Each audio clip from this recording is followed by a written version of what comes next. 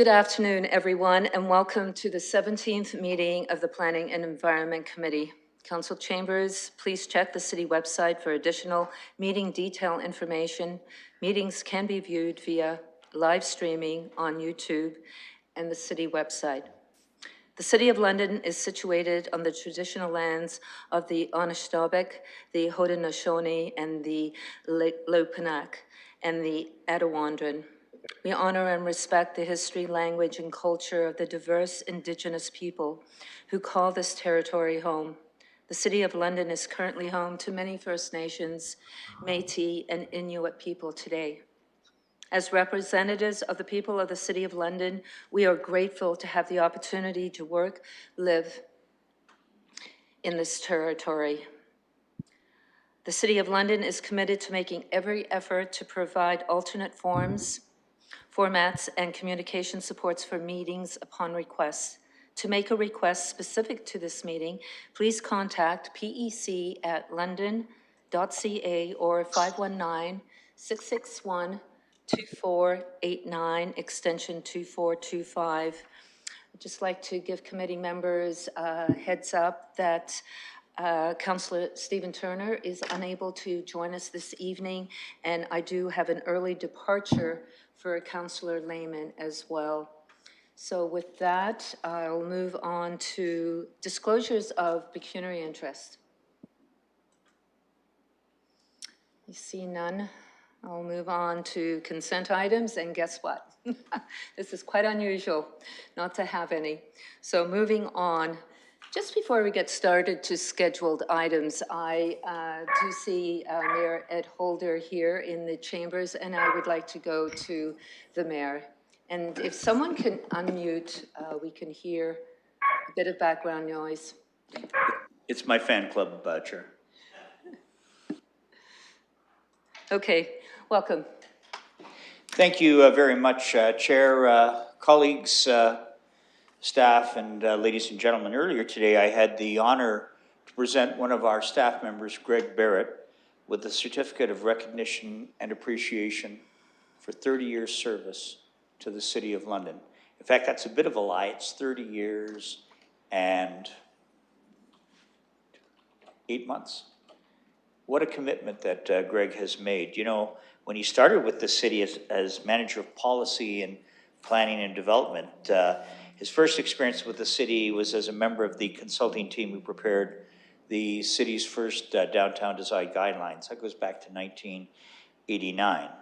And since joining the city, Greg managed the long-range planning and sustainability parks planning and implementation sections in the city's planning and development service area. He was Director of City Planning from January 2020 until corporate restructuring in May of 2021, when he became Director of Planning and Development.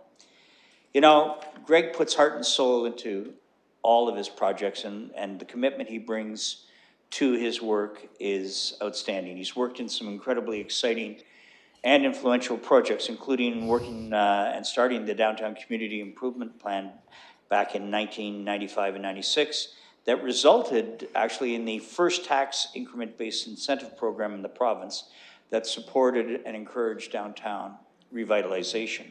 Greg said he's been fortunate to be in some small way a part of almost every downtown initiative since he's been with the city. Well, if he feels privileged, we are absolutely honored by that commitment. Other projects that Greg's been involved with include the Victoria Park Master Plan, the Forks of the Thames redevelopment, neighborhood parks, capital improvement program, numerous OPA projects, and Rethink London, the London Plan. What a legacy that Greg Barrett has created. What does Greg say about the best thing working with the city? It's not working with this particular mayor, as much as that might surprise some of you. He says that the best thing about working with the city is all of the people who are in the city. It might be an old cliche, but what's made every project work, what's made it worthwhile for him to come in every day and makes the job fun, as he says, are the amazing, talented, caring, and professional people who he gets to work with every day. Colleagues, it's not common that you have someone with a 30-year legacy and reputation the way that Greg Barrett has had. And I want to say firstly, on behalf of council, and if I might be so bold, on behalf of staff, on behalf of our development community and our broader community in general, how grateful we are to you, Greg, for the work that you have done, the commitment that you have made. And I would just ask you to join me in thanking Greg Barrett for his exceptional service to the City of London. We salute you, Greg. Thank you. Thank you, Chair. Thank you, Mr. Mayor, for those words. And if I may, just from the chair, my thanks to Mr. Barrett as well. Even though I have been on council almost 8 years, I have heard about Mr. Barrett for many, many years, and I feel like I've known him for a long time. I want to thank him for being available, for learning from him, as well as steering that ship and having that steady hand, seeing the London plan through, and the commitment, just like the mayor said. I know you're leaving us in good hands, but I just want to thank you for your service as well. Mr. Barrett? Bravo. Thank you. Thanks to you, Mr. Mayor, and thank you, Madam Chair. It's been an honor and it's been a privilege, and I know it's cliche, but it truly has been that honor and that privilege because of the folks I've been able to work with through all those years. So that 30 years actually means 7 mayors, 9 councilors, or 7 mayors, 9 councils, and 9 or 10 city managers that I've been able to work under in that period of time. But in that period of time, I've also been able to work, sometimes it feels I've been able to work with all 423,000 Londoners. I've been very, very privileged to be in a position where I've been able to deal with the public in my job in parks planning and in my jobs in policy, and now my job as the director. And working with council, working with the staff, and working with the citizens of London truly is what has made this job memorable, enjoyable, and something that I know I am going to miss. So I just want to thank all of you for having been able to work with you. Thank you very, very much. Thank you, Mr. Barrett. And I would like to now go to Mr. Mathers, if you are here, Mr. Mathers. Absolutely. I just wanted to take a moment to just reiterate the words of the mayor. I've been so happy that I've been able to be in this role over the last 8 months and work so directly with Greg. I've worked with him over many years, and he's very passionate about everything he does. Up to the last minute of meetings, he's so future focused. You would barely know that he is about to be able to go into that retirement world that we all hope to get to someday. And I really want to mention to him that it wasn't just his expertise that was so much valued in our corporation, but his mentorship. It's meant so much to myself and so many people that he's touched over the years, and not just in their professional lives, but also the personal lives. So I just want to thank Greg for all his years of service. And I just personally appreciate everything he's done. And I know that all of our staff do as well. Thank you. Thank you, Mr. Mathers.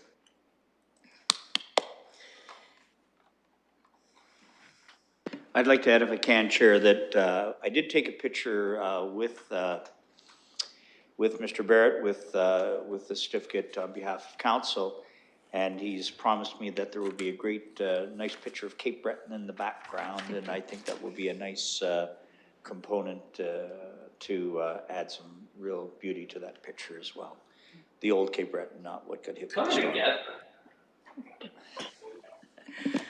Thank you for that. Okay. I guess we can move on now to our scheduled items. So the first one is 3.1. It is a public participation meeting for 7098-7118 Kilbourne Road. I'll look to the committee to open up the public participation meeting. Moved by the mayor, seconded by Councillor Hillier. And we can proceed to vote.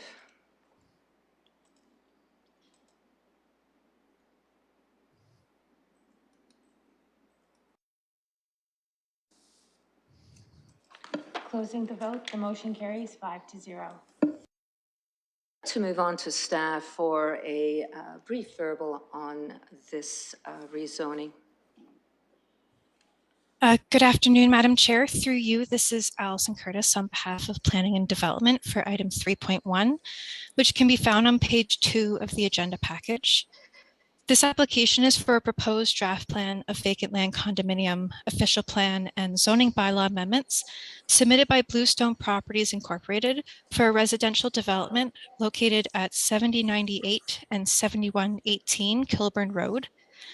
The subject lands are generally east of Stacy Crescent, south of Melpass Road, and located on the north side of Kilburn Road. The purpose of this meeting is to report to the approval authority any issues or concerns raised with respect to the application for draft plan of vacant land condominium and a concurrent application for site plan approval, as well as recommend official plan and zoning bylaw amendments to be introduced at the Municipal Council meeting on October 17th, 2022. The plan consists of 10 single detached dwelling units with access from Kilburn Road at a maximum density of 6.4 units per hectare and common element for access to driveways and services. The applicant has requested to amend the Southwest Area Secondary Plan, which constitutes a part of the London Plan, and specifically section 20.5.7 of the Lambeth neighborhoods to add a special policy to permit a minimum density of 6.4 units per hectare on the site, whereas a minimum density of 15 units per hectare is required. The current zoning of this property is a residential R1-8 zone, environmental review, holding open space OS4 with the H2 holding provision and an open space OS5 zone. These combination of zones permit single detached dwellings and conservation lands. The applicant has requested a residential R6 special provision zone and the open space OS5 zone to permit single detached dwellings with a maximum density of 6.4 units per hectare. This proposed form of development is consistent with the existing uses and densities in the surrounding area and will not impact the abutting uses. The policies of the London Plan require that public notice be given and that a public meeting be held for vacant land condominiums. As such, both a notice of application and a notice of public participation meeting were distributed to property owners within the surrounding area, and 4 responses were received. The plans and building elevations have been reviewed by staff and are generally consistent with the city's placemaking guidelines and the Southwest Area Secondary Plan. Site planning and urban design staff are working with the proponent on the building orientation adjacent to Kilburn Road in recognition that this is a key infill location with regards to the surrounding neighborhood. This concludes staff's presentation. Thank you, Madam Chair, and staff are available to address any questions you may have. Thank you. Thank you, Ms. Curtis. Any technical questions of staff? I see none. I'll go to the applicant. The applicant is here. Yes, Madam Chair. Yes, welcome. If you could state your name, and you have up to 5 minutes. Please proceed. Thank you, Madam Chair and members of committee. My name is Carol Wiebe. I am with MHBC Planning, and I am here on behalf of Bluestone Properties, who are the owners of the lands. Also present at this meeting is Colin Beerbaum and Marty Turgeon, also from Bluestone, and they are available as myself to answer any questions that committee members may have. I do not have a formal presentation. You have in front of you a very detailed and fulsome staff report, and staff gave you a very good overview of the application. And I recognize that you have a full agenda in front of you for this afternoon.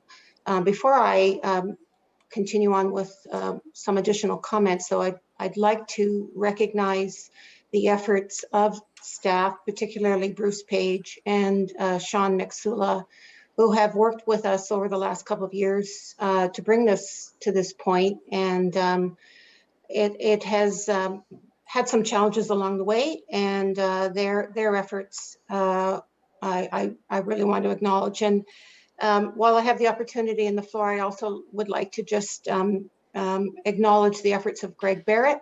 I've had the pleasure of working with Greg many times over the years, and I think his retirement is well deserved.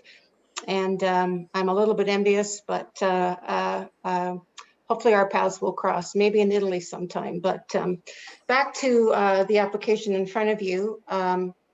I would, what isn't noted in the staff report, it says that an application was submitted in January of 2020. But in reality, the initial proposal report for this condominium application was submitted back in early 2018. And we conducted a neighborhood meeting in June of 2018 at the Legion building directly across the street on Kilbourne, which was well attended. There was about 30 people that from the surrounding neighborhood that showed up. And I think Councillor Hopkins, you were not able to come, but there was someone from your office that did attend that meeting.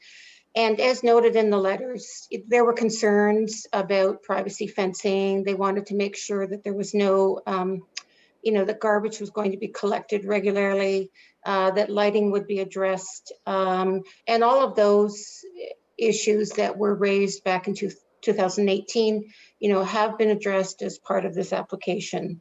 So it's been over 4 years since we originally submitted this application. Bluestone, not surprisingly, is anxious to get moving to the next stage of getting the conditions of draft approval, satisfying those conditions, and getting this vacant land condo registered, and proceeding with this development. So, in summary, it's my opinion that this is a good development. It's an appropriate level of development, notwithstanding we needed the official plan amendment to reduce the density, but given the surrounding land uses, the site topography, the adjacent open space, I think it is appropriate to request a lower density.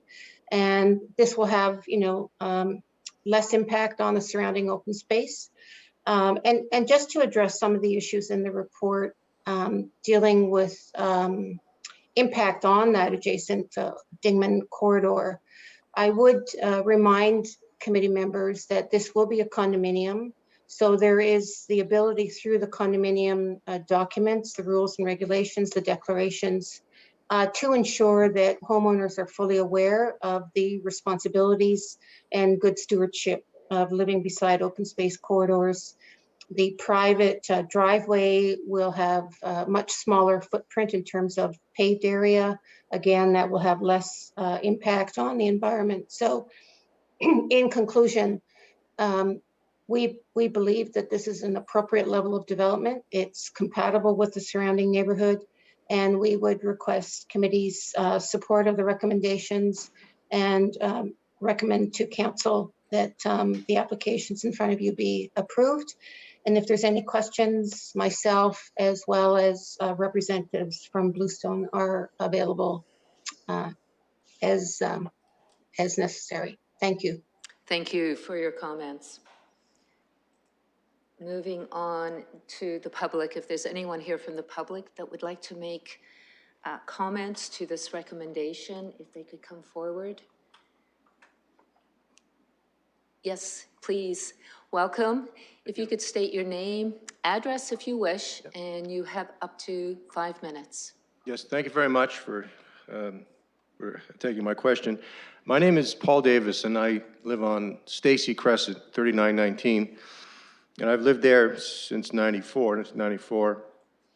And I've watched that property behind me change many times from very forested to the time when that easement went in, the sewer easement, which took out a lot of trees, now to this next phase, next development. I heard it mentioned, there was talk about the fence, the privacy fence, and lighting, but I hadn't heard any detail about that. Is it in something, a report somewhere? Because my concern about the fencing is sometimes developers put up a fence that's not the best quality, and I have to look at it. My backyard will well, I butt right on Unit 1 of this development plan. So I'm a little concerned about the fence that I'll have to look at. That's one. The other one was regarding when does the fence go up? I think I've been told that typically it's at the end of, it's the end of the construction, kind of one of the last things that goes up, but many of us along Stacy have pets, dogs, and it's quite disruptive. I think I've seen basically that low black tar paper type fence that goes up around construction sites, and that's really not going to settle my dog down much. I know it'll be construction, and she'll be very agitated this whole time, but when does the fence go up, and what quality is it?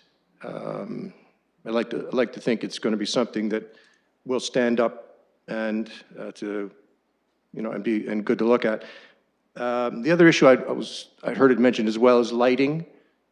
Will there be overhead lighting for this access road to this division, or will it be lower lighting, or is it something that I'm going to have to deal with all night long in my backyard, looking at the light standards on all the time? And how many will there be? Garbage collection, yes, I heard that mentioned too, and I think I've been told that it will be garbage trucks going down this access road.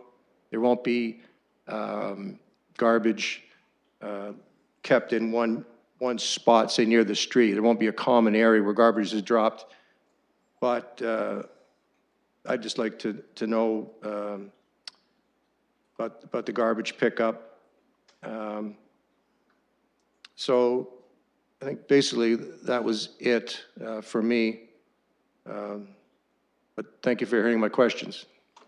Thank you. And at the end of the public participation meeting, I will ask those questions, and I hope maybe the applicant will be able to give some answers to your questions. Great. Well, Thank you for being here. Thank you very much. Is there anyone else that would like to speak to this recommendation?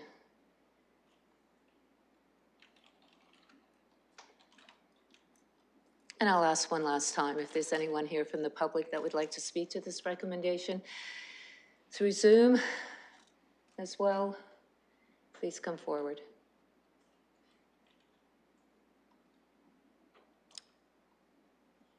I will go to the committee to close the public participation meeting. Councillor Lehman, seconded by Councillor Hillier. We can proceed to vote.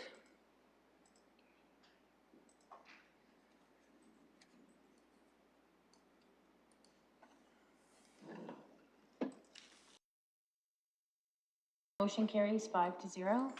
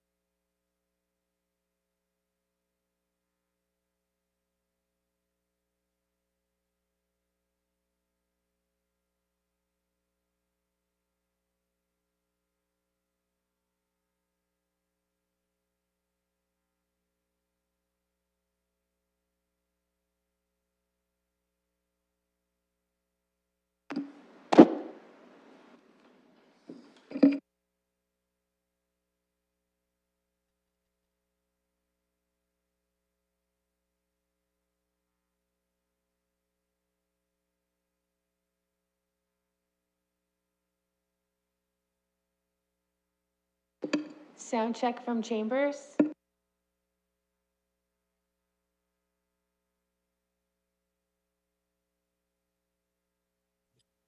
I can hear you.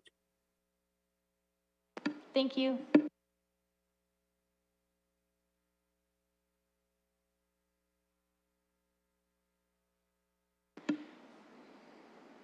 Barb, can you hear us?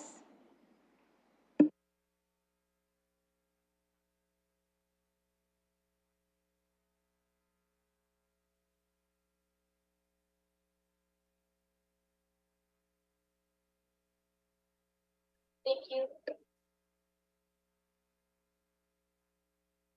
Madam Chair, I can confirm that that's coming through on the stream. We can proceed then?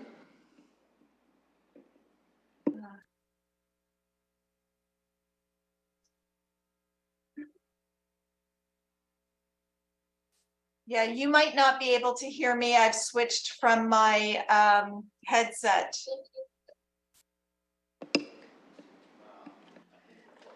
We can hear you, Barb. Are we okay to proceed with the meeting?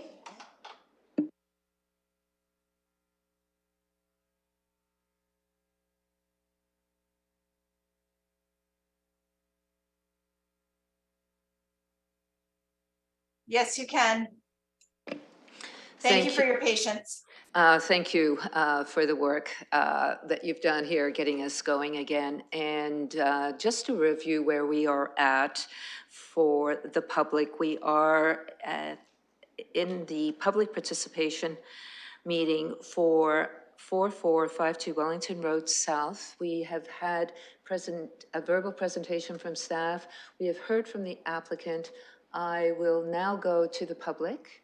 If there's anyone here from the public that would like to make comments to this zoning recommendation, please come forward.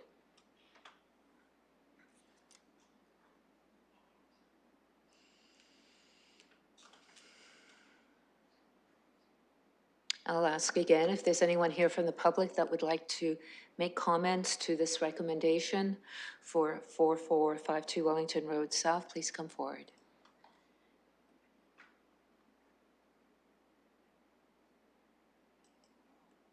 I will now go to committee to close the public participation meeting. Moved by the mayor, seconded by Councillor Hillier.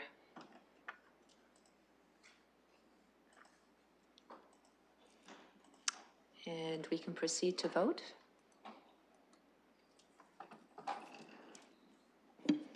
Closing the vote, the motion carries 5-0. And with that, I will go to the committee for a motion, comments. Councillor Hillier. Hello. Yes, thank you. First of all, I'd like to apologize to staff. I was a bit aggressive there and I didn't mean to be. Sometimes when I get passionate about my residents, I get louder. I didn't mean to be that way. I am a little concerned that residents of Broccoli Shaver were not told, because this dramatically affects them. It's right next door to them. And the fact that there's no truck light no street light at the other end of Dingman and Highbury also concerns me. So I would like to ask committee's indulgent if we could refer this back so a new public participation meeting could be called so the residents of Broccoli Shaver could be notified, because this directly affects them. I'm hoping to find a seconder. Can we have a clarification here by the mayor? I hear what, Chair, I heard what the councillor has requested, but I thought that question was answered by staff. I wonder, could we come back to requesting staff clarity around what they did in terms of advising the neighborhood, please? Yes, if I can go to Ms. Passato to go through the process that we took to notify the public. And I would like to follow up. Are we allowed to have 2 public participation meetings on this application as well?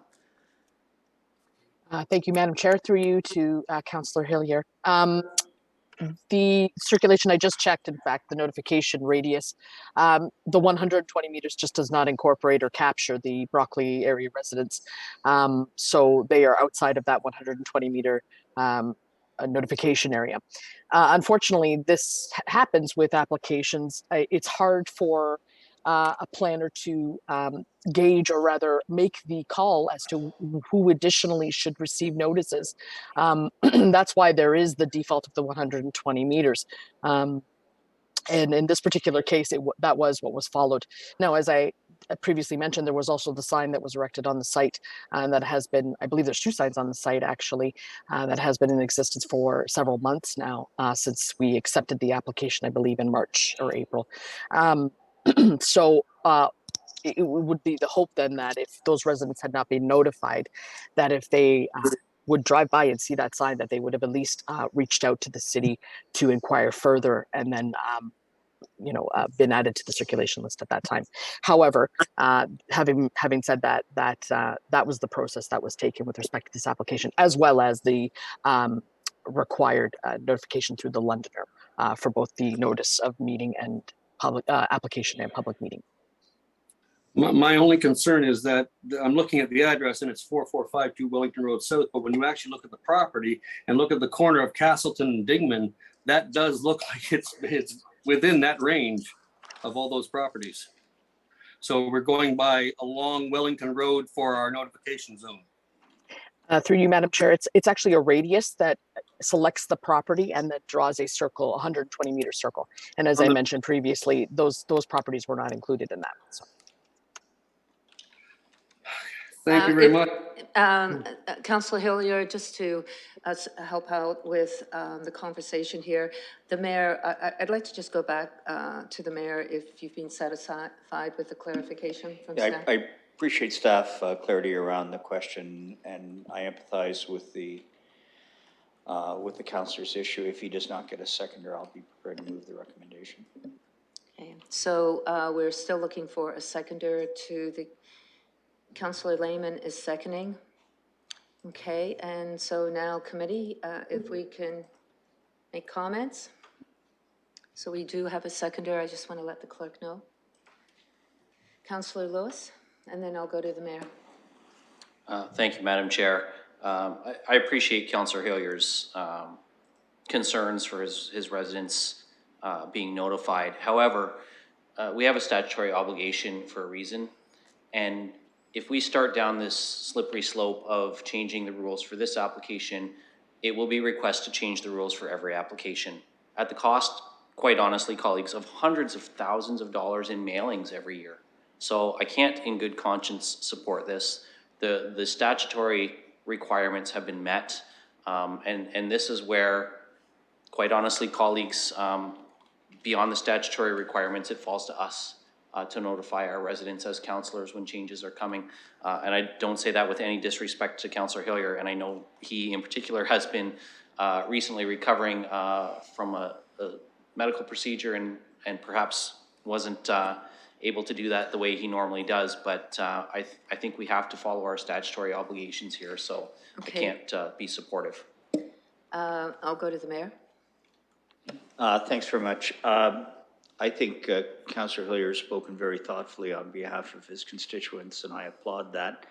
I do agree with Councillor Lewis's comments about the statutory obligations are in place for a reason, and when we do make efforts to move them, I think that becomes challenging. And it isn't. It sounds like with the sign up, Chair,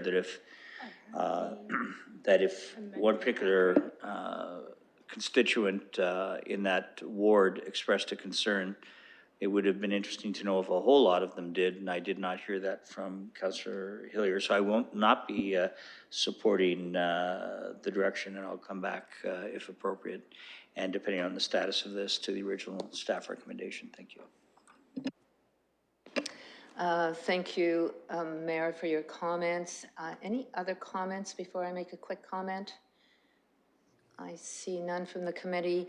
I do acknowledge the councillor's work and desire to support his community, but this, to me, definitely is going down that slippery slope, because this could be a conversation that we could have with every application that comes forward, and I have many in my ward that will be all asking the same thing, that they were not notified, and we do have an obligation and standards that, and processes that we do have to follow. So I will not be supporting the referral back. And for those who are listening in, the referral is to go back to a future public participation meeting to allow the residents of Broccoli Shaver to be notified of the proposed application.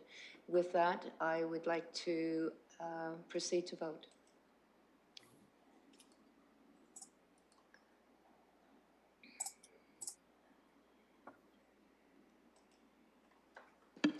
Closing the vote, the motion fails 2-3. And moving on, Mr. Mayor, I know you were going to move the staff's recommendation, moving it, and I am looking for a seconder. Councillor Lewis, comments? Questions?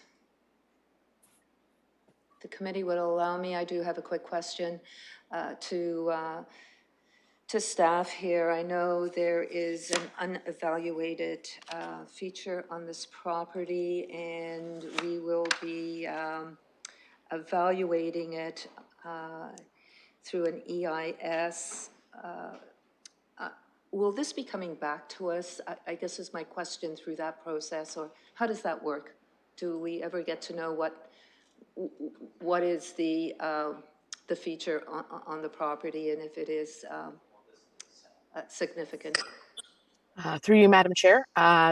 In particular, this site, because of the zoning bylaw amendment that at this point Planning Committee may support, it would be a rezoning to an environmental review zone. Therefore, there would be no development within the feature itself as well as the 30-meter buffer. If any development then going forward was looking to, like for instance, an environmental impact study was provided as part of a complete application in the future, they would need to come back and do a zoning bylaw amendment in order to remove or alter that environmental review zone. So I guess the answer would be it may come back if they determine that there is, or rather that the applicant wishes to develop within that 30-meter area or the actual feature itself, depending on what comes out of the environmental impact study. Then ultimately, yes, Planning Committee and Council would see or would have be made available the EIS and understand what that feature is. From what I understand, though, it is some sort of a woodland feature, I believe. Thank you for that clarification. And with that, I see no further questions, comments from committee. We can proceed to vote.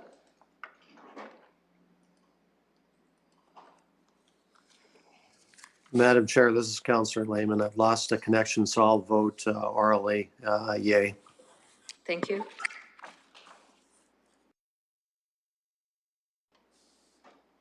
Closing the vote, the motion passes 4-1. So we are moving on now to 3.3, which is a public participation meeting for 1033 Dundas Street. I would like to open up the public participation meeting. Moved by Councillor Hillier, seconded by Councillor Lewis.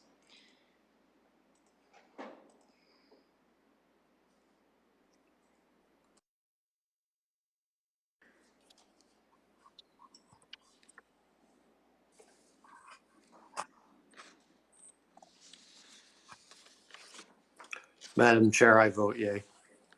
Thank you.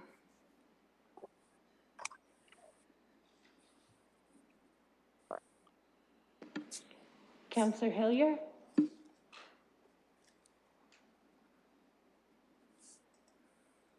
Clicked it twice, yes. Closing the vote, the motion carries 5-0. If there's a quick verbal on this one. Thank you, Madam Chair. This is a zoning bylaw amendment application pertaining to the property at 1033 Dundas Street. Subject property is located on the south side of Dundas, east of Egerton Street. The site currently consists of a semi-detached residential dwelling that will be demolished and removed. The remaining lands are generally flat and predominantly covered by gravel. The purpose and effect of the recommended amendment is to permit the development of a mixed-use 5-story, 15-unit apartment building with 120 square meters of commercial and office uses at grade. Special provisions are recommended to establish a minimum front yard setback of 0 meters, a maximum mixed-use density of 140 units per hectare, and a maximum height of 16.5 meters or 5 stories. A holding provision is also recommended for the site. Existing constraints posed by the CN rail line may result in some noise or ground-borne vibration and rail safety concerns. CN Rail has requested a noise study, and although city staff maintain that the effects will be minimal due to the intervening land uses between the subject site and the rail line, the city will require a noise assessment from a qualified professional as part of the site plan approval process, and warning clauses may be required within the development agreement. The site is in the rapid transit corridor place type, fronting a rapid transit boulevard. Permitted uses within this place type include a range of uses, but specifically include mixed-use buildings that are encouraged. Staff received one general comment from the public with respect to this application. Staff are recommending a holding business district commercial special provision zone to permit a range of retail, restaurant, neighborhood facility, office, and residential uses. This development meets the policies of the London Plan and encourages a form of infill and intensification near a future rapid transit corridor. I'm available for any questions. Thank you, Ms. Posado. Any technical questions? Councillor Lewis. Thank you, Madam Chair. Through you to our staff, my question is around the noise, the sound study requested by CN. I'm familiar with this area. I actually concur with staff that any impacts would be quite minimal. The railway is quite a distance away.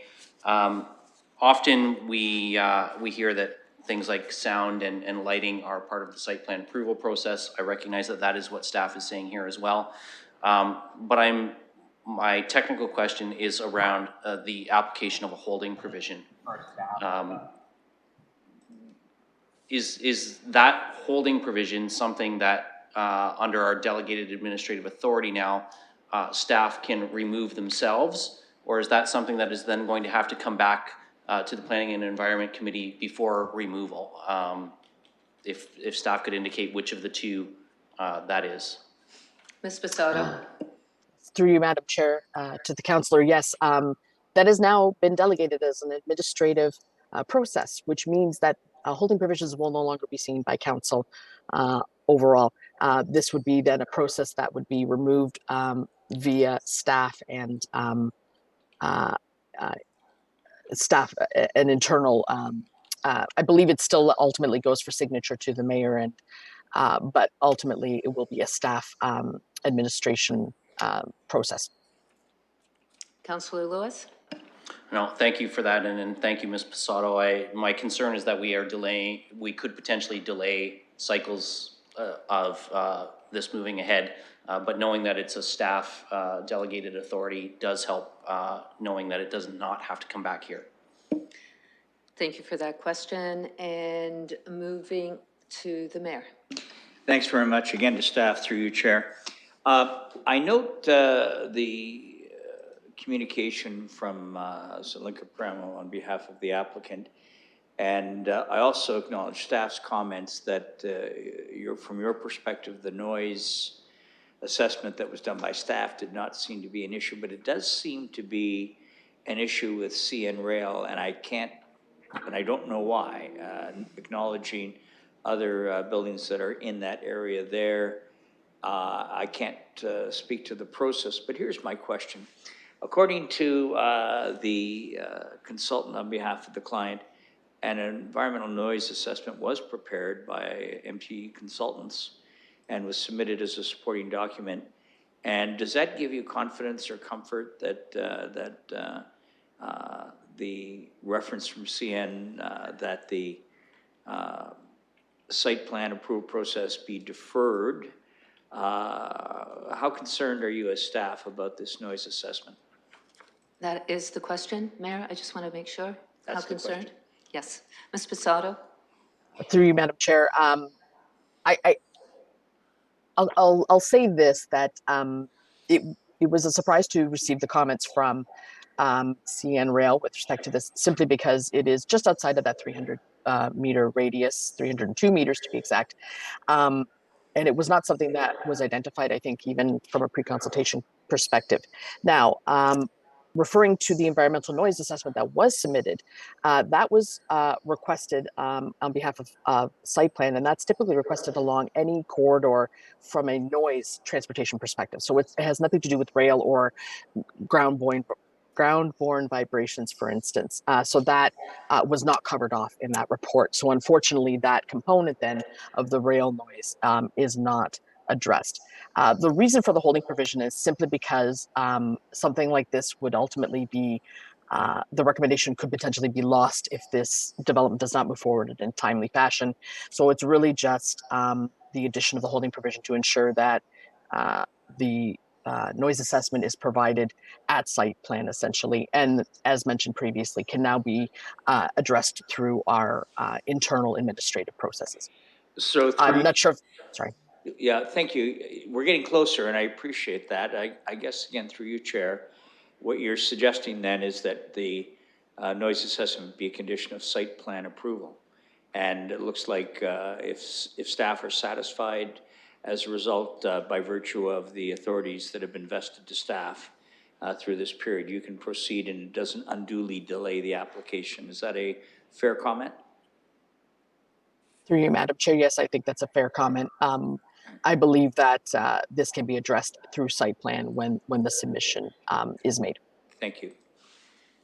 Thank you for the technical questions. I see no further technical questions from committee, so we'll move on to the applicant.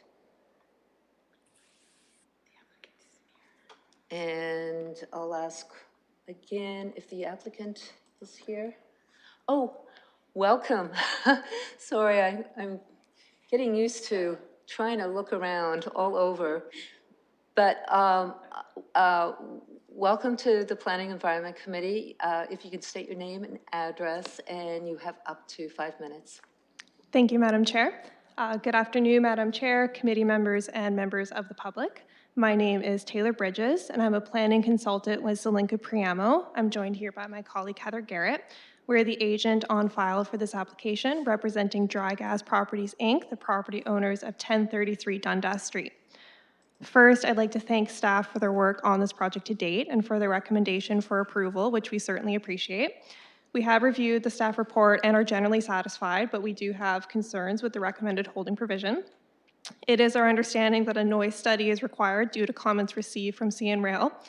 I would like to note that CN Rail is not requesting any vibration analysis, only noise.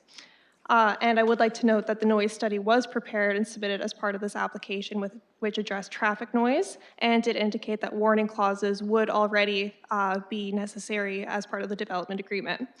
However, the noise study did not specifically address CN Rail's comments, as the comments were received after our submission. We have no issue with preparing this noise study that addresses the comments to city staff satisfaction, and we are actually currently in the process of doing so. But unfortunately, we cannot have it completed for this meeting due to some scheduling conflicts.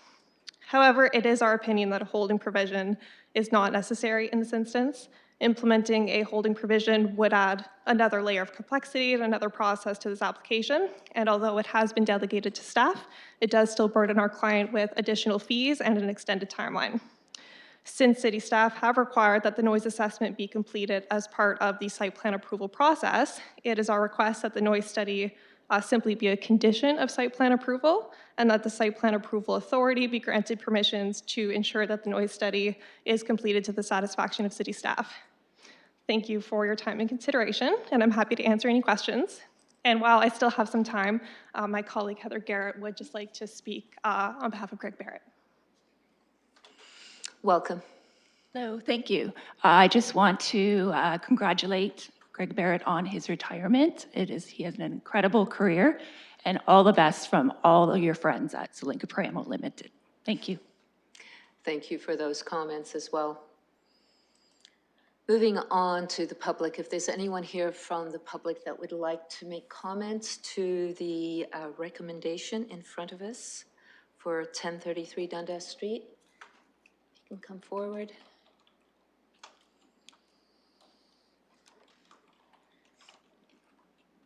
I'll ask one more time if there's anyone here that would like to speak to this recommendation to come forward.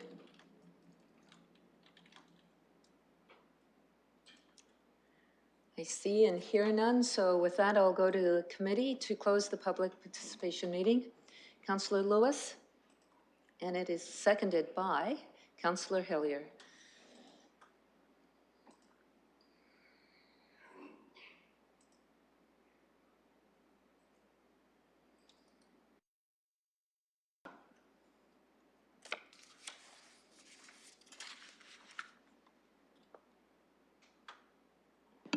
Counselor Lehman?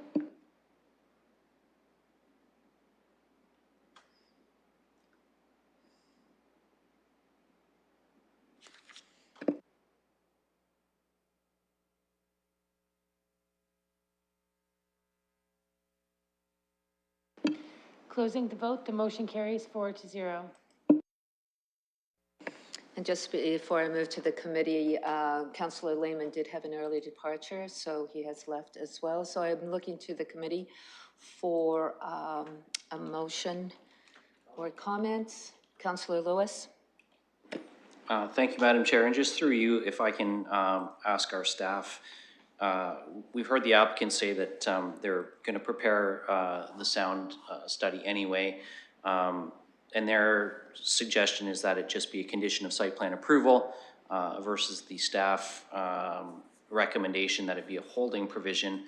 With it being an administrative delegated authority, aside from the I guess the cost to the applicant, what would be the effect of it just simply being a condition of site plan approval versus a holding provision? I'm just wondering if staff can clarify what the difference would be from their perspective.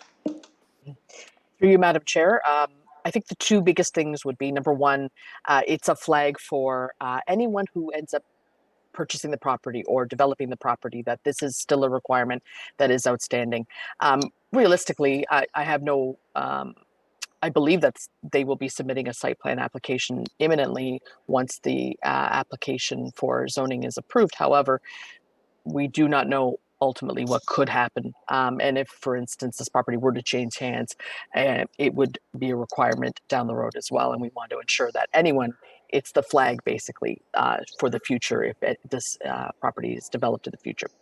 Secondly, it also gives CN Rail a level of assurance that their ultimately their comments are also being addressed by providing that holding provision, which is part of the zone, which also shows that we have taken their comments into consideration and added that.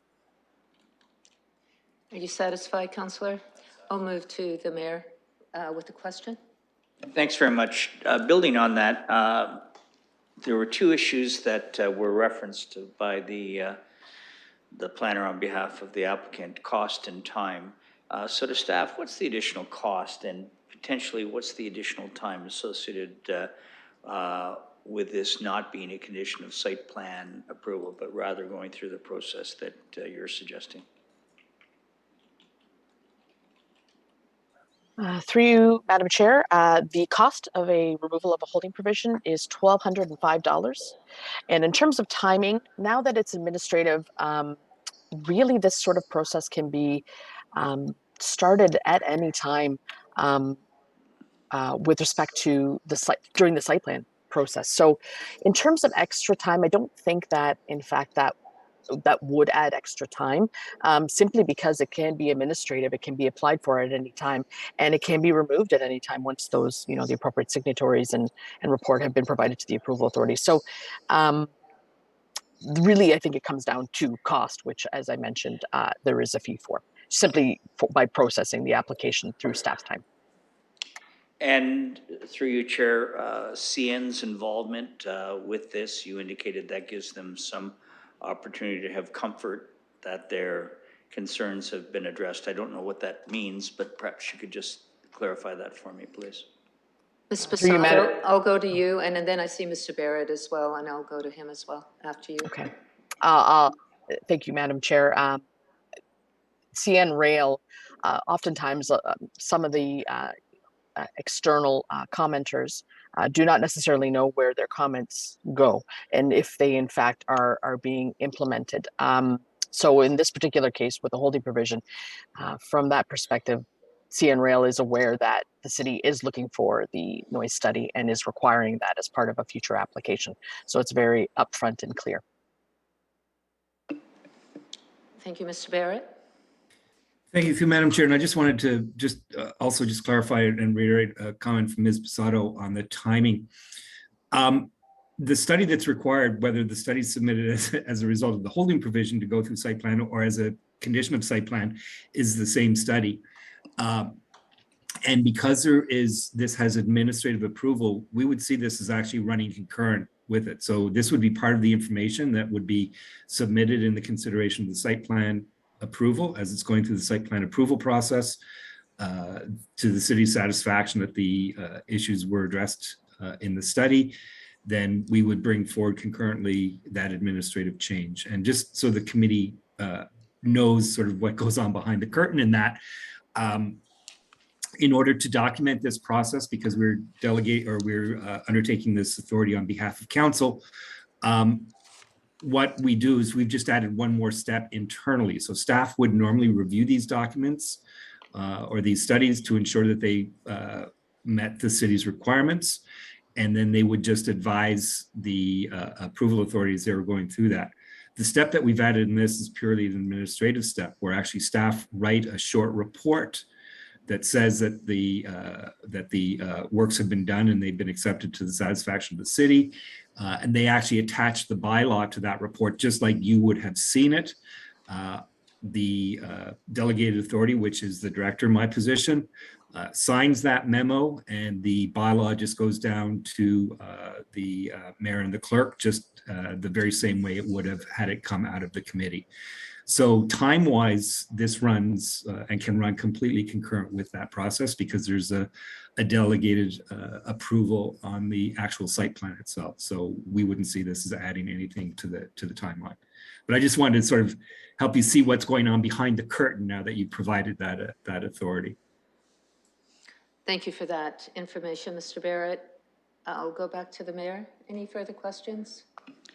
Yeah, I guess I appreciate that, and it's always nice to go behind the curtain to get that perspective, and I think that staff have been exceptionally open about how this works.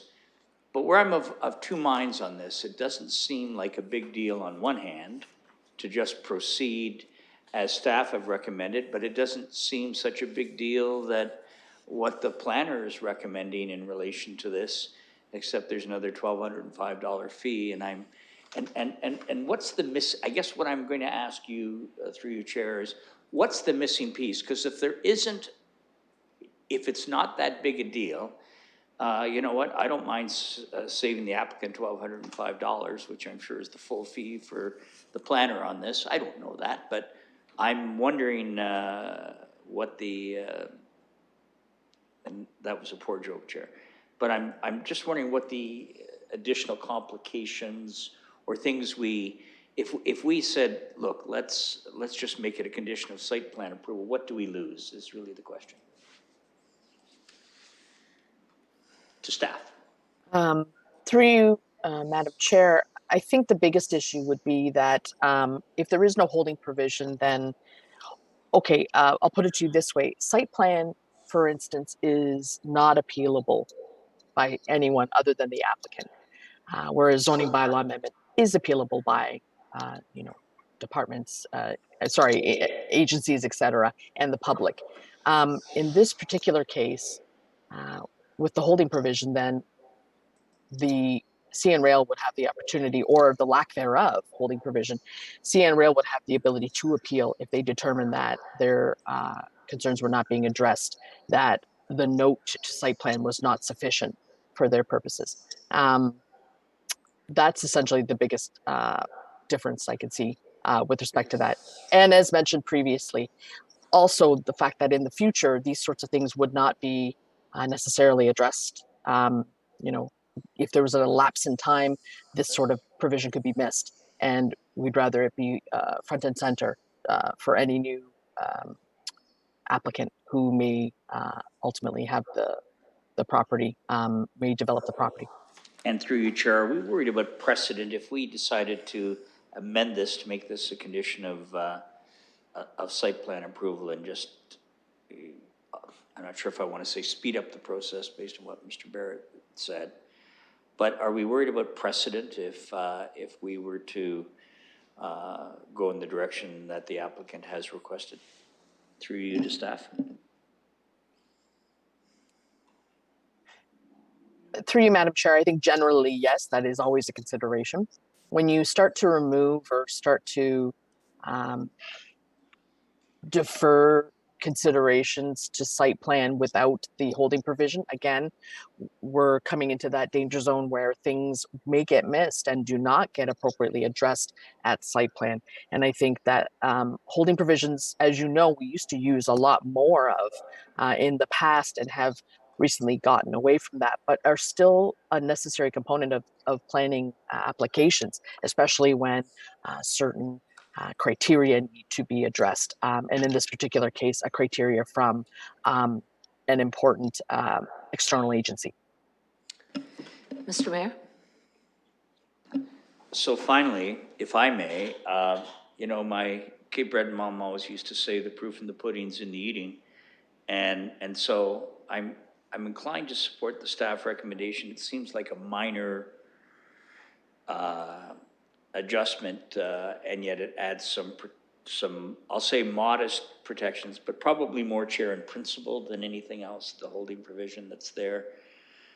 So I'll probably support this. I don't need to move it, but I think when I say the proof in the pudding's in the eating is to see how promptly and how effectively staff and the applicant come together on this, on a project that I think ultimately we agree is worthwhile.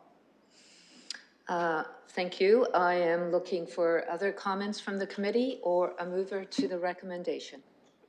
Councillor Lewis?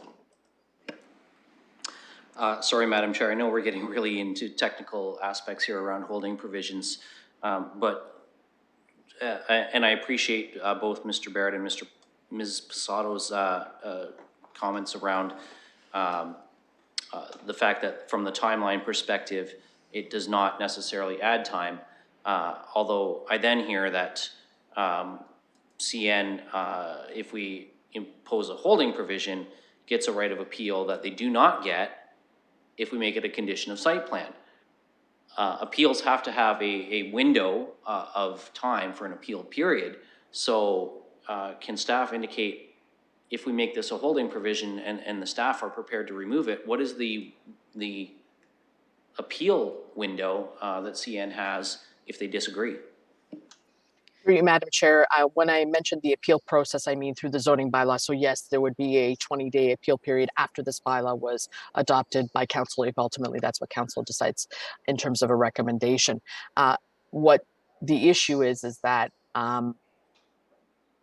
if it's not part of the zoning, then CN may view that as not enough of a hammer in order to receive the report that they are looking for with simply a note to site plan. So they would still have the ability to appeal it, but really it's a flag to them to let them know that, yes, we've heard your comments and we are requiring the necessary studies as per their comments. Mr. Barrett? Thank you, if I may, maybe just to help Ms. Posato along on that. The appeal window is the same. You actually have the zoning bylaw amendment in front of you this evening, right? So that's the appealable instrument. By adding the holding provision, in fact, this could help alleviate a potential appeal because, as Ms. Posato said, CN would in fact see that their concern has been addressed through the application of a holding provision. So that, I think, is how the discussion about appeal came to the floor, if I may. Councillor Lewis? Thank you. That and a special thanks perhaps for the last time to Mr. Barrett for that added clarification, because that really helped right at the end there. So hearing that, then I'm prepared to move the staff recommendation. And I'm looking for a seconder. Councillor Hillier? I see no other comments. Thank the committee for the discussion, and we can proceed to vote.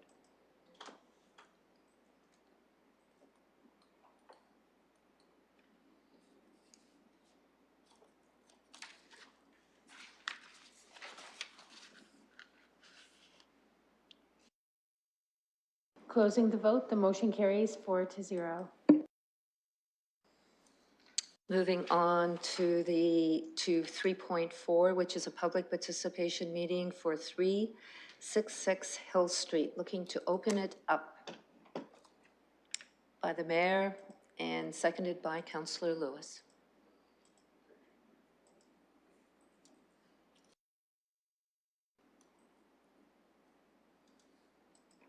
Closing the vote, the motion carries 4-0.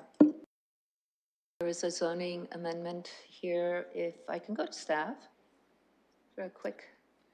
Sure. Thank you, Madam Chair. This is a zoning bylaw amendment application pertaining to the property at 366 Hill Street. The subject property is located on the north side of Hill Street between Waterloo and Colburn Street in the Central Planning District and within the Soho neighborhood. Currently, the site is comprised of an unused surface parking lot. The purpose and effect of the proposed zoning amendment is to permit the development of a 3-story stacked back-to-back townhouse building containing 17 residential units with a density of 75 units per hectare. The subject lands are located within the neighborhood's place type on a neighborhood street within central London. The subject site is also within the Old Victoria Hospital lands secondary plan. The lands are designated Residential Policy Area 1, low-rise residential. Permitted uses include stacked townhouses at heights of between 3 and 5 stories and densities between 15 to 75 units per hectare. Policies within the London Plan and the Old Victoria Hospital Land Secondary Plan support the requested amendment. Staff received no comments from the public with respect to this application through circulation. Staff are recommending a residential R8 special provision zone to permit the stacked townhouses with a maximum density of 75 units per hectare, with special provisions to facilitate the development. This development meets the policies of both the London Plan and the Secondary Plan and encourages a form of infill and intensification within a developing area. I'm available for any questions. Any technical questions? I see none. I will go to the applicant or the consultant for the applicant. Good afternoon, Chair Hopkins and members of the committee. My name is Jerzy Smolarek. I'm partner with Civic Planning and Design here in London. I'm here today with Stephen Cooper and Heather Robinson from Matter Architectural Studio, the architects responsible for the unique and innovative building design. Together, we are representing the client, 366 Hill Street, Inc., who are the owners and developers of the project at 366 Hill Street in Soho, which is item 3.4 on your agenda. First off, our team would like to thank planning staff, particularly Nancy Posado and Olia Alschitz, for their work and consideration through the application process. We are fully in agreement with the recommendation and zoning bylaw presented in their report. Just to give you a bit of history and understanding where we've been, our client has been paying close attention to what the city's been doing with the Old Victoria Hospital lands, starting with the Old Victoria Hospital lands secondary plan and with the most recent rezoning that solidified the plans for the Vision Soho project. Our site, which is currently a vacant parking lot, formerly also was part of the Old Victoria Hospital lands, is directly north of that project. With this vacant underutilized lot, we saw an opportunity to help bring the Soho plan policies to life by implementing the exact style development that was envisioned in that plan. Ground-oriented, missing middle housing, located less than 5 minutes walk from the future BRT along Wellington Street and less than 15 minutes walk to the heart of downtown. Working closely with Matter Architectural Studio, the project team developed a unique plan that includes 17 units within a 3-story structure of a back-to-back stacked towns. In June 2022, once our plans were fully prepared, we led a comprehensive community engagement strategy that included neighborhood postcard distribution, a project-specific website, and a virtual community information meeting to inform residents about the project and listen to their concerns and feedback. Ultimately, we sent over 110 postcards and we've only really received one piece of feedback. That's the process that led us to the zoning framework and concept plans you see on your agenda today. And so just to conclude, the development team is very excited about this milestone and moving forward to the next steps to be able to make this project a reality. I appreciate your time tonight and consideration and will be available to answer any questions. Thank you. Thank you, and thank you for also sending out the project summary as well. And with that, I will go to the public. If there's anyone here from the public that would like to make comments to the recommendation at 366 Hill Street, if you could please come forward with your name, address if you wish, and you have up to 5 minutes.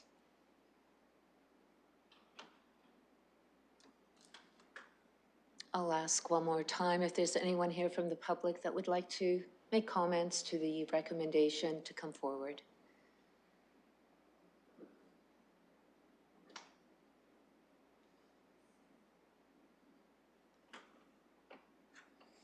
I see and hear none, so with that, I will go to the committee to close the public participation meeting. Councillor Lewis, seconded by Councillor Hillier.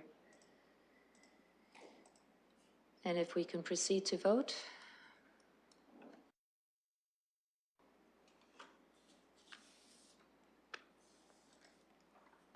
Closing the vote, the motion carries 4-0. And with that, I would like to go to the committee for comments or a motion. Mayor, Thanks very much. Happy to move the staff recommendation, Chair. thank you. And I'm looking for a seconder. Councillor Lewis does second. If there are any further comments from committee members, I'd just like to make my comments. When I see an infill that's next to a primary transit route and underutilized lot of land, it just seems to give room for an infill like this, and want to thank the applicant and staff for the work that they did to get this going through, and really appreciate the work that was done with the landscape and open space. That reduction, I know, is only not 29% from the 30, but really appreciate that it's pretty close. So with that, we can proceed to vote.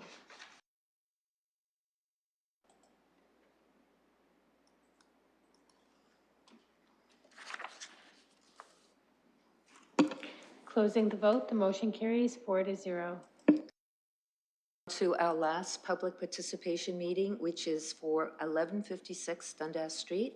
Looking to open it up. Moved by Councillor Hillier and seconded by Councillor Lewis.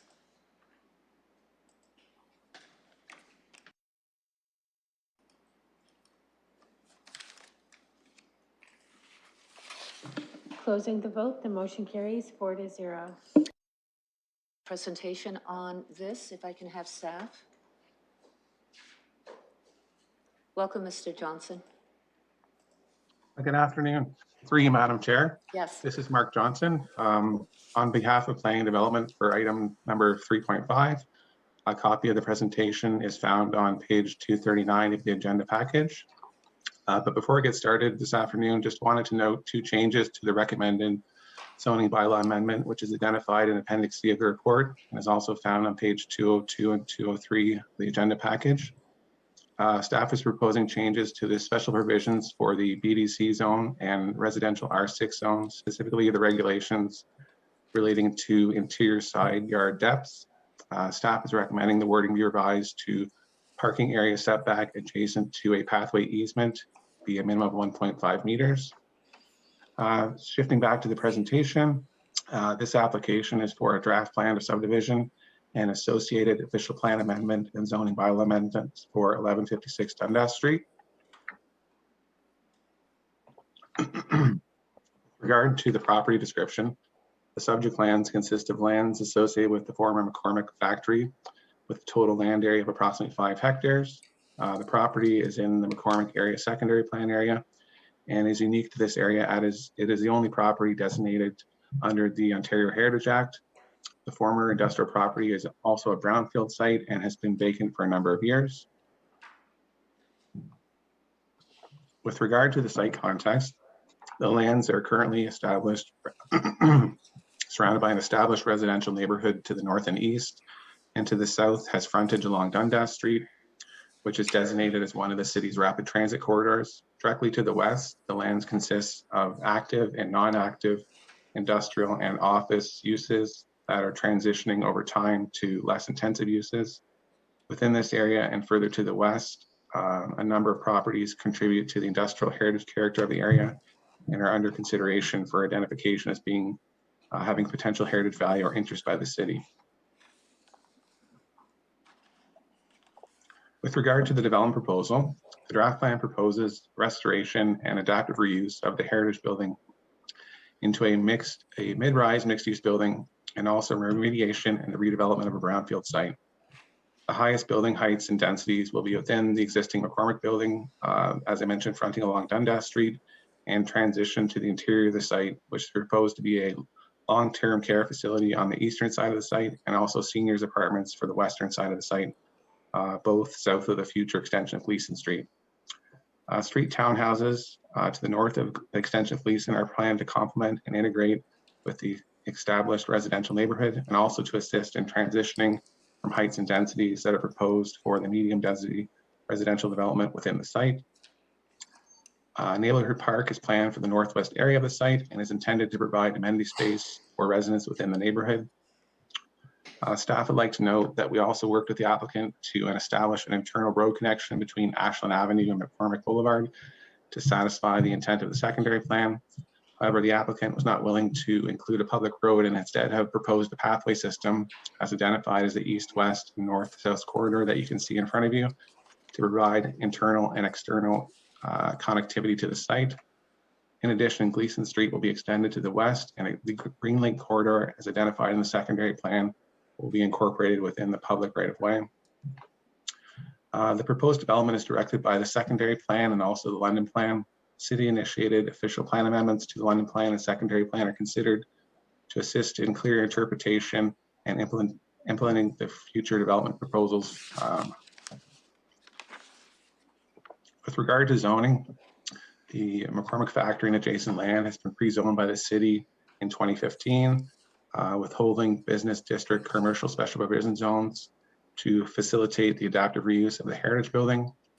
These areas immediately adjacent to the heritage building have also been pre-zoned at that time by the city with the holding residential R6 special provision zones for both the western and eastern portions of the site. North of the future extension of Gleason, the lands have also been pre-zoned with a holding residential R1 zone. These zones will provide for a range of housing forms and commercial uses at varying levels of intensity. As noted in the report, the recommended adjustments to the boundaries between the BDC 2 and R6-5 zones will ensure the rehabilitation and reuse of the McCormick building, and also facilitate the long-term care facility that's proposed by Extended Care for Block 2. And it is noted that it is currently proceeding through the site plan process. The recommended zoning for Block 4 will permit street townhouses, which would provide a transition between the established single detached neighborhood to the north, and also the proposed medium density residential development immediately to the south of the extension of Gleason. The recommended zoning for Block 2 will allow maximum height increase from 12 meters to 13.5 meters. It is noted that this height increase of 1.5 meters is not large enough to permit an additional fourth story, but would provide Extended Care with the flexibility they need to ensure the proposed building design of their unique needs while responding to the topographical challenges of the site. It is noted that staff are recommending refusal of the zoning bylaw amendment request for Block 3 of the draft plan to permit a maximum height of 21 meters and a maximum density of 150 units per hectare, as it is not consistent with the London plan and also the secondary plan. Instead, staff are recommending that the current zone regulations for density and height are appropriate for the block and should be maintained, consistent with the city initiated amendment to the London plan policy to allow a height of up to 4 stories instead of 5 on the western half of the site fronting McCormick, consistent with the secondary plan. Holding provisions are also proposed for the development for orderly development of lands and adequate provision of municipal services, public site plan, looping, municipal water system, street-oriented development, as well as access easements for Block 4 and adequate water servicing have been applied to subject lands. It is noted that there was one email received from the community in response to the notice of application. It was related to the proposed change in density on the north portion of the property. As per the report, the lands north of the extension of Gleason Street are identified in Block 4 on the draft plan are proposed to be street townhouses. This housing type is consistent with the low-rise residential designation in the secondary plan and also the neighborhood's place type in the London plan. The street townhouses will provide a transition in heights and densities that are proposed for the medium density residential development within blocks 2 and also 3 to better integrate with the adjacent established neighborhoods outside the draft plan. Lastly, with regard to the recommendations, it is the recommendation of the Director of Planning and Development that the recommended official plan amendments and zoning bylaw amendments be introduced at the council meeting on October 17th. Secondly, the approval authority be advised of any issues raised at the public meeting with respect to the application of the draft plan of subdivision. Also, that the approval authority be advised that municipal council supports issuing the draft approval of the proposed draft plan of subdivision, subject to prescribed conditions and also red line revisions. And lastly, the requested zoning bylaw amendment on block 3 of the proposed draft plan to permit a maximum height of 21 meters and a maximum density of 150 units per hectare be refused, as it is not consistent with the London plan and the secondary plan. This concludes staff presentation. Staff is available to answer any questions. Thank you, Mr. Johnson. Any technical questions?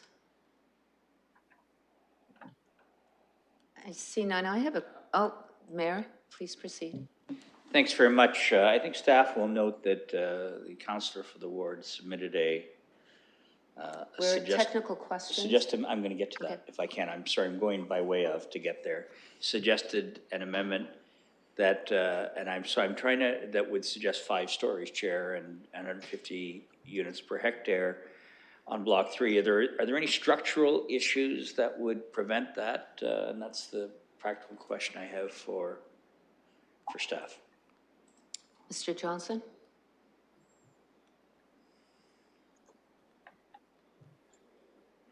Through you, Madam Chair. With regards to block 3 and going up, the building does not exist right now, so there is opportunity to provide that there. That was from Mr. Page. That sounded like yes. And I'm sorry, I don't mean to be cheeky, but that it's not an issue if that was to go to five stories. That's what I heard. Thank you. That's it. Thank you very much, staff. Thank you. Any other technical questions of staff? I have a quick one about the pathway system and just a better understanding of it. Does it just run along Ashland, or does it go around the property along Dundas and then up the back, which would be McCormick Boulevard? Just finding it hard to see it on the map.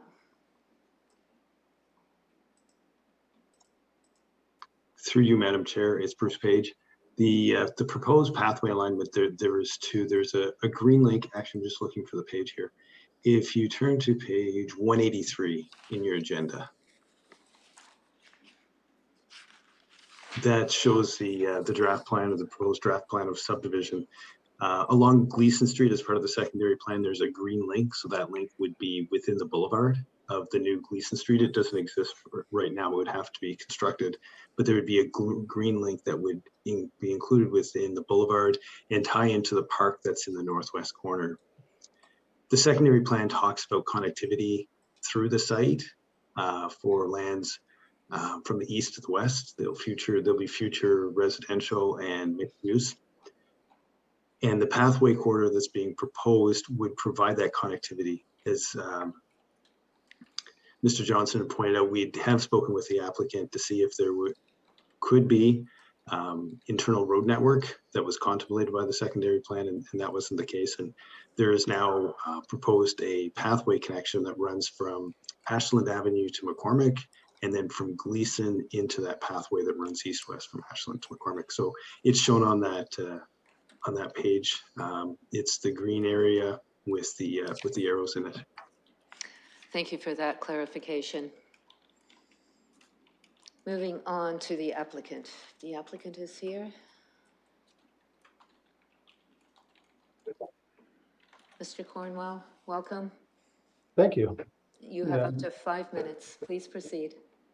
Thanks.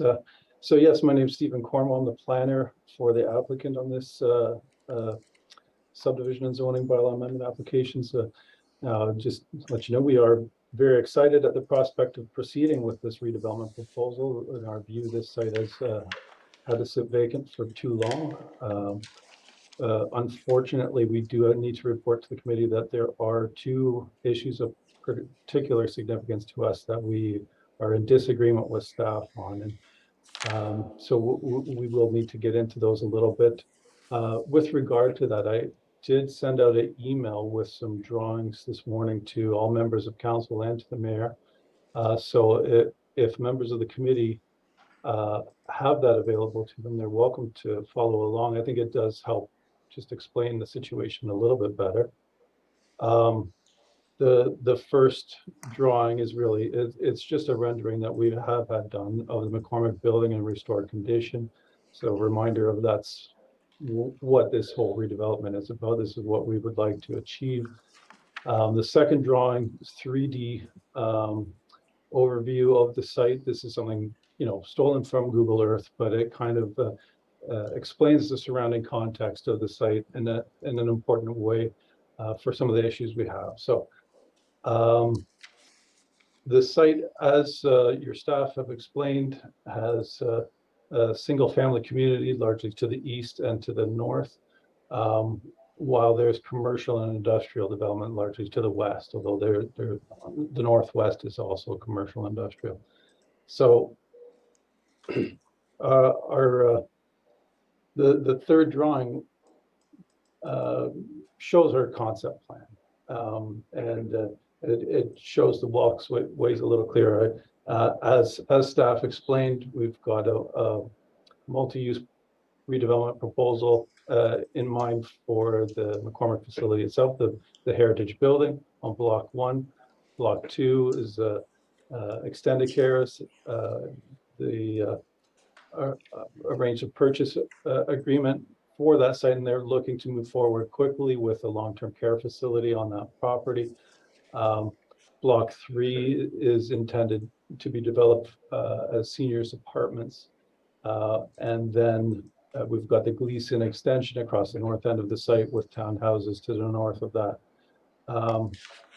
We started with a small park block that was recognized by the existing zoning. That is, it's zoned in a position 25 by 25 meters. It was only just recently that we were advised that that was much too small for the parkland requirements. So that's why we've had to adapt Block 3 significantly to provide additional parkland that is still less than what we're led to believe is the Parks Department standard for a minimum park size. The other major feature being the walkways that extend the full east-west length of the site between Ashland and McCormick, with a branch extending north to the Gleason extension. So the first issue to talk about is the height restriction for Block 3. Our interpretation of the current situation with regards to the official plan status of it is that it was first approved through the McCormick area secondary plan, which described the maximum height for the west side of the property as 4 stories, but with bonus zoning could be increased to 6 stories. Our proposal is to see zoning implemented to allow 6 stories of development on this west side of the property. After the secondary plan was approved, the city approved the London plan. And so the London plan, although it recognizes all of the secondary plans as part of that plan, it does state that when the London plan itself has site-specific policies, that those actually supersede those of the secondary plan, and it does for this site. When the London plan was approved, it incorporated a policy section specific to the McCormick property, and it provided that there would be a maximum of 5 stories for the west side of the site. You have 20 seconds. With bonus zoning. You have 20 seconds left. Over 5 minutes? Yes. All right. Well, at the end of the day, it should be 6 stories. There's no reason it shouldn't be. The walkway needs to be considered parkland. That's our other major dispute. The city staff are not considering it parkland, which seems from our perspective to just be a way around Planning Act restrictions on the amount of parkland that the city can request of applicants. So that is a major issue, and I would like to talk further about it. Hopefully, the committee would have questions of us. I do note that the people from Extendicare are here on their own interest as and should be treated, I suppose, as separate from the applicants because they are not here representing the applicants. But those are our major issues. Thank you. I would really like to get into that further. Thank you. We'll move on now to the public. If there's anyone here from the public that would like to make comments, please come forward, stating your name, address if you wish, and you do have up to 5 minutes. Okay, so my name's Michael Kay. I'm a representative of, and I've done this before. This has all been done. Okay, indignation is what I'm feeling about this whole process right now. Because this has all been done before in 2015 and 2016, and all these issues were brought up then. By the community, we went through meeting after meeting after meeting, public consultation. Now this comes at us again. So here I am in front of you guys on the news, which I don't want to be, but here I am because I have to be, because I am the representative of that group. And we haven't heard about the most important stakeholders, or very important stakeholders, which is the residential stakeholders, which are getting ignored these days in these big infill developments. And from my perspective, we're the ones that are going to pay the biggest cost either way, because we're not going anywhere. We love that neighborhood. I love where I live. It's a beautiful neighborhood, and we welcome that development that should have already been done. This should have already happened. Half of this at least should be already done, but it isn't, because they have been dragging their heels for whatever reason, okay? Please, sir, if you could just... No, I'm fine. Be It's fine. This respectful. is emotion. This is what you guys need to feel. This is what emotion's about. Because I am a little bit upset about this, and this is the way it is. So and this is the way I do the best when I'm talking, by the way. So if you could just bear with me. So all this stuff has been already talked about and worked on, and the community's input. This has all been like the community. Democracy. You guys voted on this, accepted it. The north lot was low density, single family, and now they come back and they want townhouses, medium density. This was all dealt with. The reason why it was already lowered.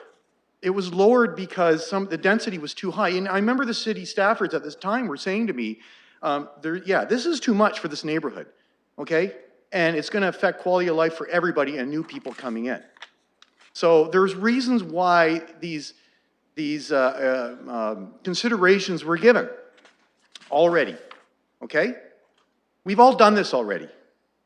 And now we see this come back, and the parkland's already woefully inadequate for this area, and we know that because they're complaining about it now, and it's tokenism at its best. Let's call it what it is. It's politics and tokenism at its absolute best. Okay? So now we come now, it's 2022, and we get this revamped when this stuff already should have been started, already been moved on. Were they waiting for the climate to change? And they could put forth more proposals to make more money, because this is what this is about on either side. It's all about money. It's all about making more money and making maybe decisions that are based on that, as opposed to what's good for the neighborhood and what's good for the development. Because like I said, I was at those meetings. I was at those neighborhood meetings when we talked about this. This has all been dealt with. This has already all been talked with, what you guys are going through again. And now we're at a point now where it's quickly, it's dropped in our laps. All these decisions are being made quickly, and now in 2 weeks you guys might be able to vote on this. There's already problems with that and that block 3, okay, with the heights, and the city staffers are already saying. So let's look at this and make the right decisions. What I would like to do is see this move ahead as it is, as it stands, the diverse development that it is now, low to medium to high, okay? That's what we agreed on. That was the compromises that we made all those years ago, okay? That took into considerations all the stakeholders. So moving forward, like, if they're gonna bring this back, then maybe we need to have these meetings that we had at Boyle Community Center and these other centers that the public came out, and you know, if you guys were there, you remember, there was a good turnout for people that were concerned about this. Now here, I am here representing this because this could be passed and all changed and without public consultation. So let's bring this back to the, let's put this on hold for a while and let's get the public's input on this. I know there's a housing crisis. I know these things, but honestly, like if you take that out of the equation, it's a fair, diverse development. We need more park space. That's absolutely needs to happen. It's maybe not going to happen in this time, but moving ahead, future. You have 30 seconds left. How many? 30 seconds. Okay, so in closing, like I said, I don't want to see this. I think we need to, there's problems with this. I think the public hasn't been involved enough. It's quickly happening, and all those changes, like I said, they're rolling back all the considerations we got back in 2016, and they're rolling it back to get what they want, or whoever wants it. And it's not, these are all things that we decided and came to a democratic solution to back then. Thank you. Thank you. If there's anyone else from the public up in the gallery, I'll go to the gallery first. If you can come forward with your name, address if you wish, and you have up to 5 minutes. Welcome. My name is Jared Fisher. I live on 818 Elias Street. I just want to echo a lot of what Mike just said. I think the biggest issue here is that the public has not been consulted properly. They were previously consulted, decisions were made, people came to a compromise, everyone is happy, and then they sat on it for 3 years, and now they're trying to replan this and renege on their previous deal. I like the original plan. We need high density along Dundas Street. We have a BRT route going through that neighborhood. That is prime real estate for a high density development. But we're also bordering low density neighborhoods that already exist, and that area should be gradually built up, again, according to the original plan. And I'm gonna put a little bit more emphasis on what Mike said previously. I think he's sort of giving up on park space, but I think having more park space in that area would be very, very important. I appreciate the green link. I don't think it needs to be a road. I think a path is great, but it should not count towards the park space. And I think we need a lot more park space in that area, as there isn't one officially designated yet, just the school area. But that's not officially a park, and we need a real park in the neighborhood. Thank you. Thank you. Is there anyone else in the gallery that would like to make comments to the recommendation in front of us? Please come forward. Welcome. Just state your name, address if you wish, and you have up to 5 minutes. Colleen Murphy, 269 Taylor Street. I would concur. Mike has put in time and effort, as have other residents. I've been following this since 2015, and I think we do have a moral responsibility. So it's been 7 years since we've been asking people about this. We're facing a housing crisis. I'd like to know why this is coming back to council and why we haven't moved forward. I think that it's important that we are just listening to our citizens, and when they take the time and effort, we should be honoring that. Thank you. Thank you. And if there's anyone else that would like to make comments, I'll go to Zoom as well, or to our phones. If you could state your name.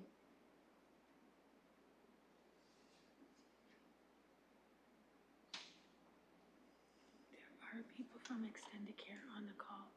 I don't know if they wish to speak. I know we have a few people on the call. If you would like to take this opportunity to speak, please come forward. Hi, it's very quickly, it's Giannis Dombrovskis from Extendicare, but I do not want to take time from the public if there's anyone else who would like to speak before, in case I am given time. Thank you. No, please come forward with your name, and you did mention you were from Extendicare, and you have up to 5 minutes.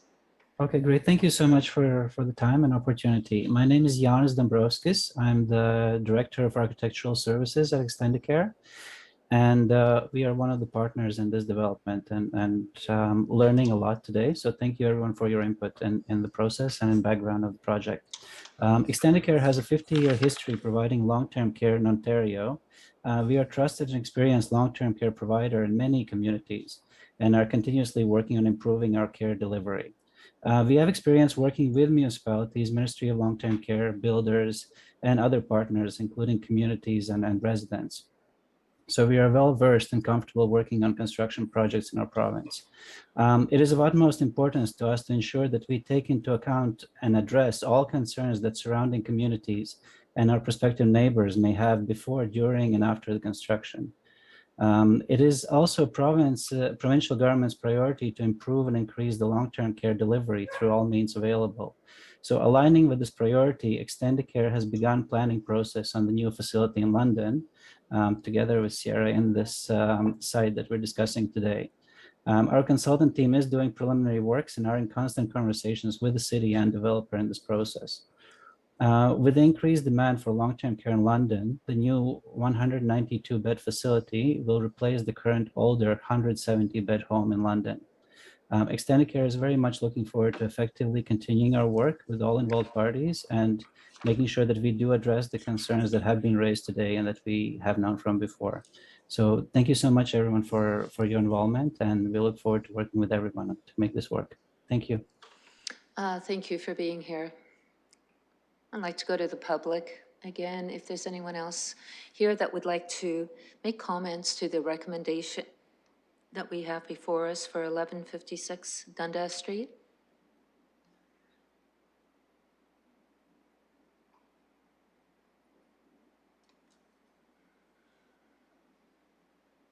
With that, I would like to go to the committee to close the public participation meeting. Moved by the mayor, seconded by Councillor Hillier.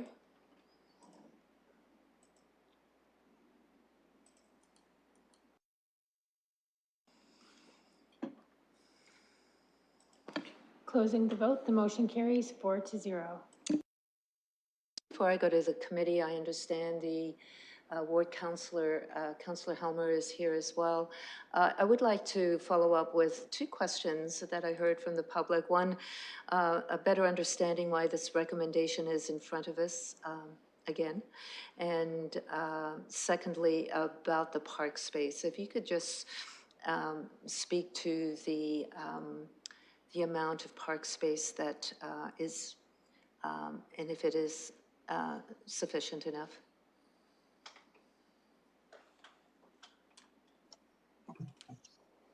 Through you, Madam Chair, it's Bruce Page speaking. With regards to the park space, so the zoning amendment that went through back in 2015 provided a 25 by 25 meter park. Typically, the minimum park requirements from an operations perspective is 1/4 hectare, so 2,500 square meters. The applicant, through discussions with staff, was kind enough that they recognized this and they expanded the length of the park up Gleason Street. So it remains a 25-meter depth, but it goes along the frontage of Gleason Street to the extension of what would be that north-south pathway corridor. We have spoken with our Parks Design Department, and they've indicated that they would be able to design a park that would fit within that parameter. The likelihood it would not have play structures in it, though. I guess as for your question with regards why this application is being brought back, the applicant has submitted a plan of subdivision. There's the introduction of a new street, Gleason Street, the extension of that, and the way that road can get constructed and included within the city is through a plan of subdivision. That's the only mechanism to do that. The applicant has also requested amendment to the zoning bylaw to extend the business zone on the McCormick building further to the north and to seek some additional height on what is block 3, which is in the northwest corner. Thank you, Mr. Page. And I will now go to the committee for comments. All right, could go to Councillor Helmer. Welcome, Councillor Helmer. Thank you. Just a couple of comments generally about the redevelopment. Obviously, this redevelopment would be wonderful for the area overall, and the property has been vacant for far too long. It has unfortunately been in my entire time on council that this project has been underway. Colleagues who were involved 8 years ago will remember the city sold the property for $1, and then after doing a secondary plan, and the city initiated zoning amendments to pre-zone the land to be consistent with that secondary plan.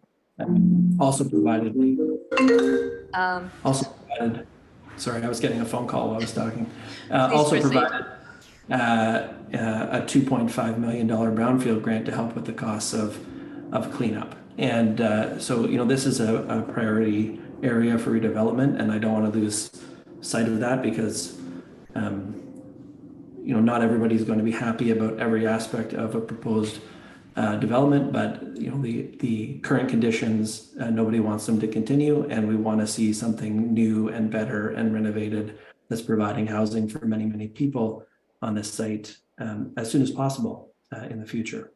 And so you have received earlier this afternoon, unfortunately, I couldn't really get it to you any faster than that.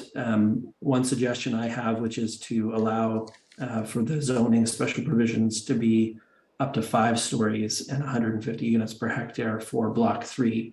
I met with the applicant actually on Monday, and we had another meeting just briefly with the planner again today. And I think that the 5 stories, which is explicitly provided for in the London plan, specific policy for this site, 5 stories without bonus zone is supportable and what we should be doing. Obviously, the range in the secondary plan is from 4 to 6, and 6 is only possible with bonusing, which is not available to us anymore. And so in the interest of not holding things up longer than they need to be, I think 5 is a reasonable compromise. Obviously, the applicant's looking for 6. Staff have recommended 4, and I think 5 is supported by the London plan policies. To do that, we'd have to change the zoning to allow for that greater height and also the density of the number of units, and also adjust the official plan amendment, which is currently, if it was passed the way it is, would take away that 5 stories in allowed height and change it to 4. So there are some work that needs to be done in terms of those amendments, but I think a revised bylaws for both the official plan amendment and the zoning bylaw amendment could be brought forward by staff at council, and we could deal with them there. So if committee would just sort of make a general motion to allow up to 5 stories and direct staff to bring a revised bylaw for block 3, I think that would be good. Hopefully somebody would move that, and there'd be support for committee going in that direction. There are at least 2 other issues which the applicant has raised with me. They didn't all come up at their presentation, which, you know, in only 5 minutes, it's hard to cover all the ground. One is about the road realignment, and that seems to, in discussions with city staff, the provisions around the road realignment that are related to the subdivision seems to have gone away as an issue. I think everybody understands that there's the flexibility to work something out that's not just a road widening to take the entire parcel. You know, there'd be the regular road widening on Dundas Street, and then the other part that's off of Ashland, you know, that's up for discussion in the future and not necessarily being taken at no cost as part of a road widening. The third issue is this issue around the parkland dedication, and I think we've reached a bit of an impasse on it. My very strong hope is that this issue on the parkland dedication is not going to hold up and imperil the entire project. You know, I feel like city staff are applying the same rules about what's the appropriate size of a park, what's the appropriate size of a pathway to this development as they would any other development. I heard the applicant explain the reasons why they don't think that this pathway part of it should be treated the way that it's being treated. They essentially would like it to be part of the parkland dedication and convey it to the city. The problem is that it's undersized, far below the standard for pathways that the city would accept as part of the subdivision and parkland dedication. So the gap is between 15 meters, which is the standard, and something like 9 and 11 meters, depending where you measure it in the parkway, the pathway system. So I don't think that issue can be resolved the way the applicant wants it to be. And I am concerned that that issue is significant enough that it might result in them appealing the whole thing. Now, you know, that doesn't mean we should make a different decision. I just want people to be aware of the potential pathway that this file is on. I think allowing the 5 stories is very reasonable. We don't have to delay anything. We can move ahead with that.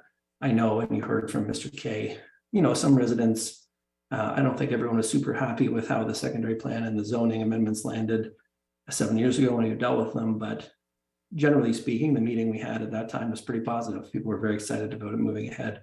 And I do think there's a risk of you make too many changes to the initial plan and you lose the overall support for the project, and it leads to more conflict and delays instead of a productive way forward. And for myself, the townhouse change on the northern edge, it's going from something like 8 units to 11 units. The heights of these buildings not being altered. These are just townhouses instead of single detached. So I don't think that's something that should hold everything up. I don't think we need to change our approach to the parkland dedication as much as the applicant would like us to change it.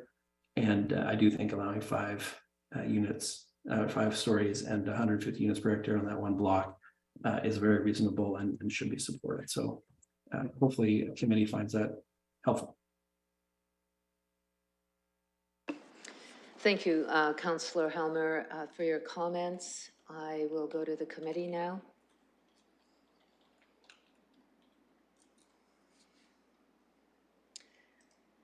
I'll go to the mayor. Thanks very much. I've heard constituent concerns. I've heard the ward councillor and others, other interested parties. I asked the staff, just as a clarifying point, what I heard the councillor from Ward 4 indicate is that if we did make a suggestion to move the height of the building on the southern extension of Gleason Street to 5 stories, that and if we passed a motion or an amendment in general to your recommendation, that further wording associated with zoning and density and any impacts to the official plan would be could be available for our council meeting. Would that be a reasonable assumption? Or does it require more specificity, as you'll note in the recommendation of the councillor in the point 4 of the information we have on hand? So in other words, can we do it here at the Planning and Environment Committee to bring forward a motion for 5 stories as it relates to the site-specific plans? And is that sufficient for the purpose? Is that sufficient to move this forward? Staff? Through you, Madam Chair. The policies are if council or committee is considering going with the 5 stories, the policy framework is there, so we wouldn't have to go for a further circulation of the official plan. So we wouldn't have to do an official plan amendment. What I would request is that it get referred back to staff so we could prepare the appropriate bylaw in office and then bring it back to the council meeting, as opposed to doing it onto the floor. Mayor?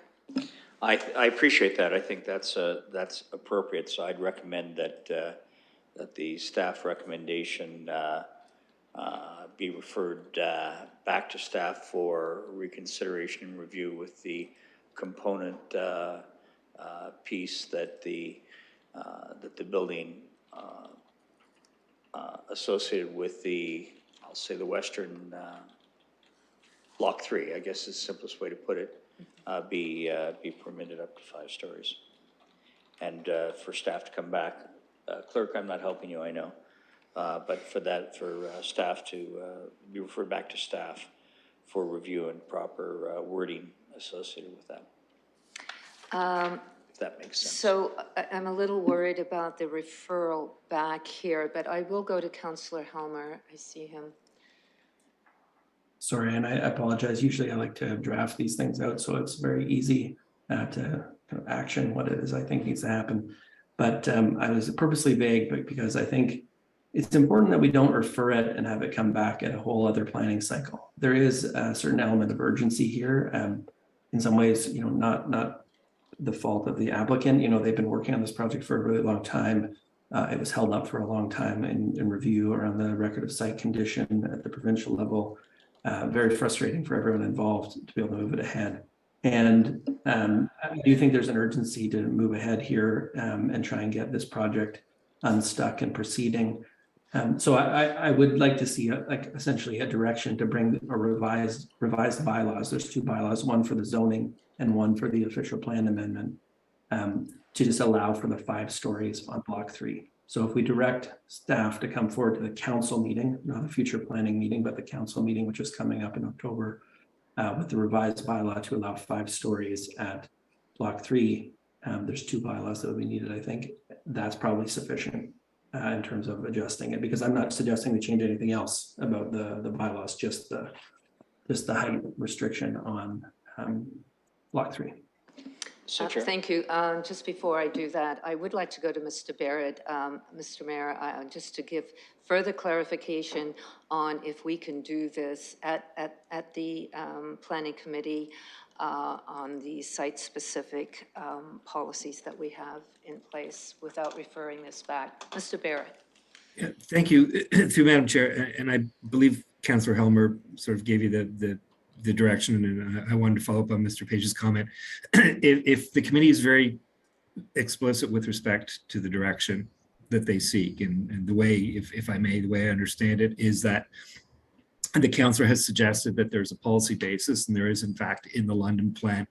And this, as Mr. Page indicated, this is the reason why an official plan amendment wouldn't be required. But there's a site-specific policy for 1156 Dundas Street. Policy 1059 actually says a height of up to 5 stories may be permitted on the western half of the subject site fronting McCormick Boulevard without a bonus zone. And so that is key. You've got that policy basis that is there that says you do not need to, you can provide for this from a policy perspective without the need of a bonus zone. So what the councillor has suggested is that, subject to that policy, that staff be directed to prepare a bylaw that would provide for the 5 stories and the 150 units per hectare on this block, which would be consistent with that specific policy in the plan. So if that's where the committee lands, then the answer would be yes. With that direction, we could do that. And I would then also suggest that the clerks would provide the language about no further notice be given with respect to that change. And also, I would also suggest that reference be made in your reasons for this to the policy that I just provided to you as the basis for the revised recommendation that would be coming from the committee. Thank you, Mr. Barrett. Mayor. Yeah, thanks very much. When I said referral, I overspoke the reference. I was actually anticipating that that any language would be available for our next council meeting for consideration at that time. So if that was the impression I left, that was my error.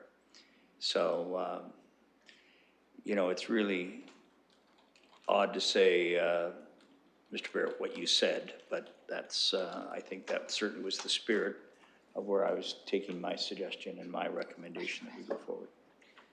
If the clerk has that in some language that we can review. Yes, if I could refer to the clerk with the wording, and if you could read it as well, just so for the public that's listening in. The proposed recommendation be referred back to the Civic Administration for further consideration, specifically in relation to Block 3 at the Municipal Council meeting to be held on October 17th, 2022, pursuant to Section 34, bracket 17, bracket of the Planning Act. No further notice be given.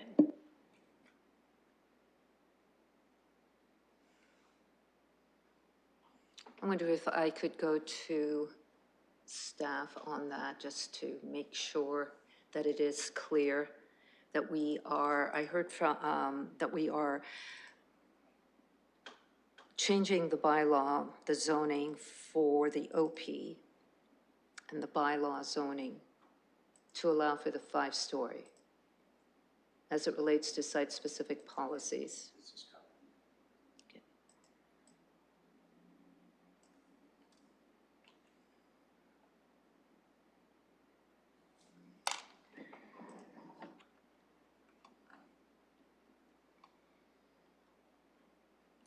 Is that a question for Mr. Barrett? Mr. Barrett, are you able to see the motion in front of us, or the added amendment? I think. No, sorry, through Madam Chair, we're not able to see it. I think Ms. Westlake Power has her hand up on that, so she can provide the actual clerk language to help bring this through. Thank you. Ms. Westlake Power? Thank you, Madam Chair. I hope you can hear me okay. I've put in a request to the planners on the file, Mr. Page and Mr. Barrett, to help us out with this. We are a little blind with this proposed wording. So notwithstanding what Ms. Lozinski read earlier, what I believe is that we need something that will direct that the attached revised bylaws be introduced at the council meeting.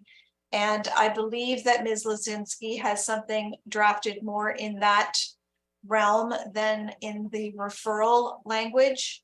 And I'm hopeful that we can get there, but you'll have to give us the courtesy of a little bit of time here. So we've got clerks working on the wording around the attached revised bylaws as opposed to the referral that is on the floor.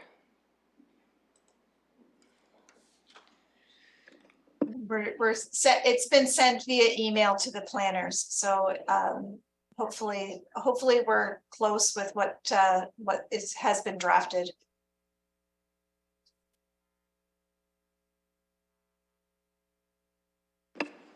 I'll just give a few moments here for the clerk to get the wording together.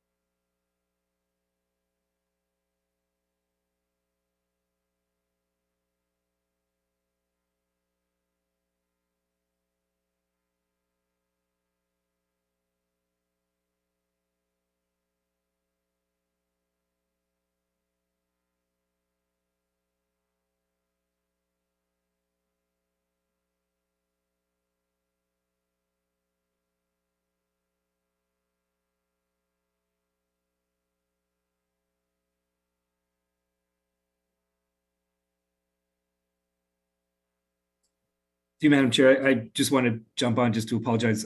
It's very, very difficult. We're trying to do this by email back and forth. So I just wanted to let you know we're trying to do this, and I apologize for the Is he here? dead air.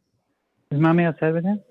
I think we've got a little bit of extra noise, and I too apologize for, to the public for the dead air too, but I think if we're going to contemplate this, we need to do it right. So I do want to allow some time for staff to look at the amendment to make sure it works.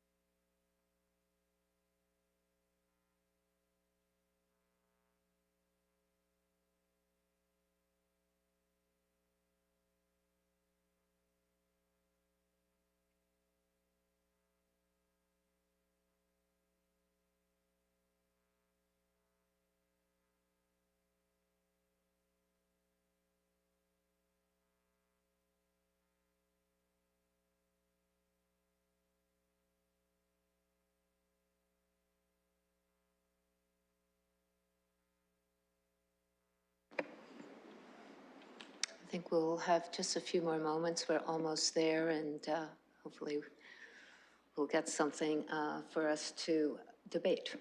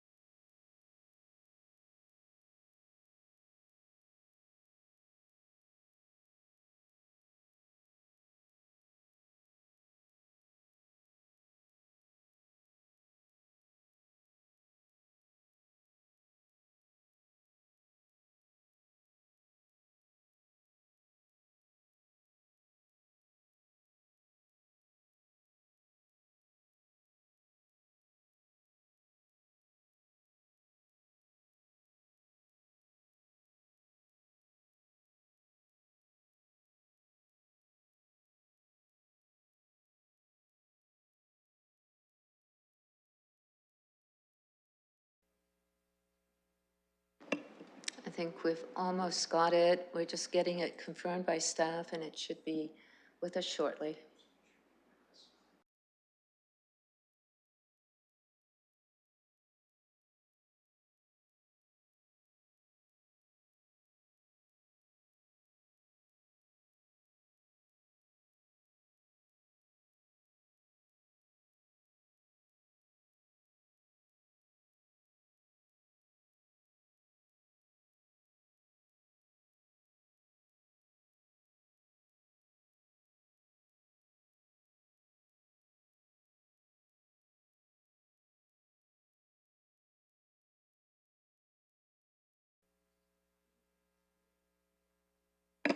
Okay, committee members, you should see it on your screen.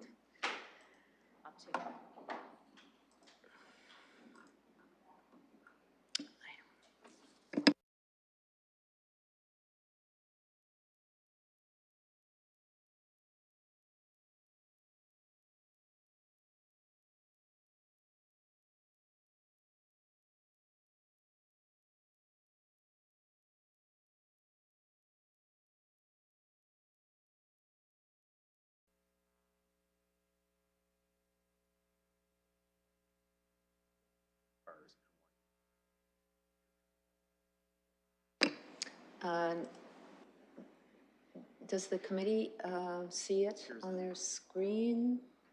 And Councillor Lewis, I'll go to you. Are we talking item 4, Chair, just to be clear? Yes. And I'll go to Councillor Hillier. He's got your thumbs up. There's quite a bit of wording there. I wonder if we can maybe just go to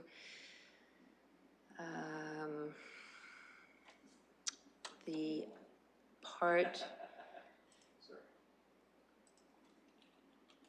I'm just going to read it.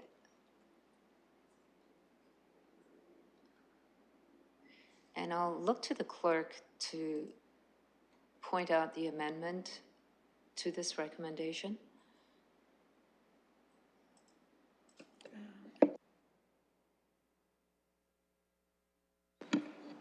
Through the chair, Part A was deleted.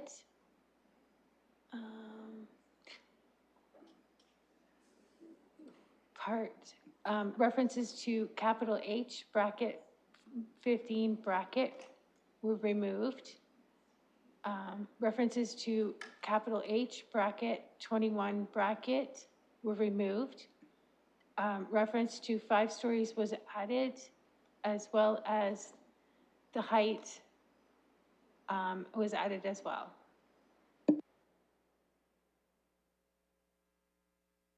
And if I can go to staff just to clarify the height that we're approving here.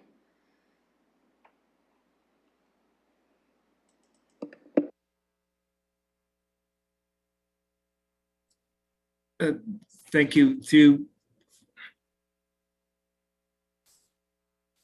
Madam Chair, I apologize, this is just where some of the confusion is. The way the bylaws traditionally were written was with, as Ms. Lozinski said, a big H and then a number, which would be a height, and the number would be the number of meters that's permitted. The London plan doesn't generally speak to the heights in meters, it speaks to the heights in stories. So in order for the bylaw, and the bylaws are relying on policy 1059 that speaks to the number of stories, then the challenge was to write it in that string that would permit the 5 stories. I believe that what's in front of you, and I can advise that both would work, but it could, in fact, my suggestion to you would be that it might actually be a little bit clearer if we remove the H21, that isn't there. So the big H21, which then restricts it to a number of meters and instead leaves it as a number of stories. And then you don't run into that situation as you did in the other part of the bylaw, where we've in fact had to allow the 13.5 meters that still accomplishes the 3 stories. So the 5 stories is what the plan permits. And if I may speak for the councillor, which I probably shouldn't, but the counselor said 5 stories. And so that's what your zoning bylaw would now say. So that really is just the other one little wrinkle that's in there. So I just wanted to advise that that's sort of where some of our back and forth has been trying to clear up that piece. But the bylaw, I believe, that's in front of you now has that out and speaks to, as Ms. Lozinski said, the 2 conditions that you've added to that string of zones, which is a height of 5 stories and a density of 150 units per hectare. And changes to the OP as well? The changes to the official plan that it speaks to, in fact, are to the secondary plan, which are consistent, and they were there. I believe there are Appendix A in your report. We do not require an official plan amendment. As I said at the outset of this discussion, it's actually the reliance on 1059 that provides for that 5 stories. So that's already there. So you don't, in fact, need to take any action on that part. And do we the amendments that are there on the plan are to the secondary plan. And do we need to add no further notice be given? I'm just trying to find that. If that was added. That would be a clerk's addition, which I would suggest we would normally add. And that can be added before it gets to council. I know the clerk has been typing furiously here, and I really appreciate the work that the clerk has done, as well as staff, trying to get this right so we can get this moving forward. Mr. Mayor. Yeah, thanks very much. I know there's a lot here, and none of us like policy on the fly or major reading in an actual meeting that we otherwise wouldn't have had the chance to study more thoroughly. But most of this was in front of us before. And I think if we allow this to go ahead, then what we can do is, if there's any modest changes, and I'm looking to see if there are any, I'm sure between ourselves and staff, knowing that we've got some time up to the council meeting, we can make sure if there's any potential small gap, we can make an amendment to this. But based on this, I'm prepared to move it. And I'm looking for a seconder. Councillor Lewis? Any comments? Councillor Lewis? Thank you, Madam Chair. Yes, so I'll second this and then I'll speak to it. We've had I'm not going to be diplomatic about it, an eyesore sitting on this property block since, Councillor Helmer referenced his 8 years here. The discussions around 4 or 5 stories at the end of the day, that is a quite minor change. And in fact, we're hearing from Mr. Barrett that it's actually already contemplated in the policy under the special area policy, and it's only the secondary plan. I think if I'm misspeaking, I know Mr. Barrett will correct me on that, but we essentially have 2 overlapping policies here, one that allows for it and one that needs to be amended. And so what we're suggesting is that we're going to amend that second policy so that it's allowed, or so that they're consistent with one another. I will say to the residents, I understand that this has been a long time, this has been frustrating, and I recognize that changes to what you thought in 2016 might be approved, or 2017. I've seen a number of different years. I know Councillor Helmer referenced in his letter 2015, so whatever year that was, it certainly predates my time here. But we are in a very different situation today, and this is a pretty low impact change to me. I'm going to agree with Councillor Helmer. With all due respect to the residents' concerns, if we're going from 8 single-family homes to 12 townhomes, I've lived in townhouses. That's a pretty minor change from some single-family dwellings to some townhouses, and in fact, it does create a diversity in the neighborhood. And when we talk about it being a working-class neighborhood, a family neighborhood, families need those townhouse opportunities too. That's the reality of home ownership today. Not everybody is going to be purchasing a single family dwelling and calling that home in the, and I don't mean any disrespect to anybody because I live in one myself in the suburbs. That's not everybody's future right now. And to have a seniors apartment building moving forward, a long-term care home, and to go from 5 to 4. I will share that I had an apartment building in my ward that's been approved during my term and built, and it's occupied now. And I heard the same concerns about that building, which was going to be 6 stories. That it was going to overshadow the neighborhood. People were worried that residents were going to be looking into their backyards. And in fact, none of that's come to pass. And when I look at this, we're talking about the additional story being on the block that's adjacent to where English Cycle is right now. So it's overlooking a commercial property, not a residential property. So for me, that extra story is something that we have to consider, given the fact that when I say that the things have changed, it's not just in terms of our needs for housing, in terms of our needs, in the community. The economies of scale have changed. And if we are going to hold up this development over 1 story, quite honestly, we could, Councillor Helmer's not wrong, we could see this land sit vacant and untouched for another 5 or 6 years. At the end of the day, the city cannot force a developer to build anything. So if the economies of scale don't work for them, they're not going to build. And they're bringing forward this 5th story because that's what works for them on this site. I'm prepared to support that. So I do want the community to know that it's not that the concerns were not heard, but I think that what we're looking at here is some pretty minor tweaks to what was originally proposed, and we're not going that far out. Now, I agree with Councillor Helmer. The park piece is something that we've got to address in the area as a whole.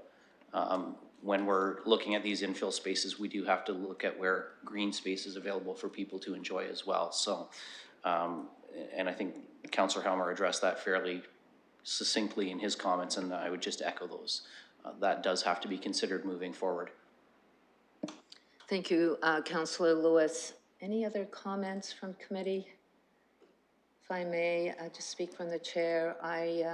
First of all, this is committee. This is where we can have these debates, listen, understand where we are today. I think we did that, so I want to thank the committee for, the time that it took. I want to thank the councillor of the ward as well, and I want to thank the public, and I'm going to just speak to the public's comments. I know there was a lot of public engagement on this. It's taken us a long time to get here, but to me, I really do see this as a compromise. I would not be supportive of going to 6 stories with this application. I would not be supportive of accepting pathways, walkways as extra parkland space.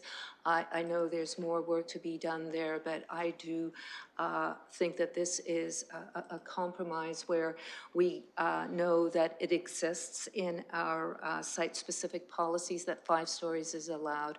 So where do we acknowledge the need for this development to go forward? And I've heard loud and clear, I think everyone wants this development to go forward. We don't want to have this empty space just sitting there, especially when there's a need in our community. I get excited when we're keeping some of our history there with the building, that we're able to get this brownfield development going. It needs to be developed, and I think this is a compromise where we can move forward, and I will be supporting the changes that we made here tonight, which is basically just going from a 4 to a 5 story with the 150, I just want to make sure I get that right, the 150, it's not units, it's units per hectare that will remain on the site. So with that, I'll proceed to vote, and this will be coming to council. And if we have to make further changes and maybe tighten it up, we can do that before it gets to council. So with that, we can proceed to vote.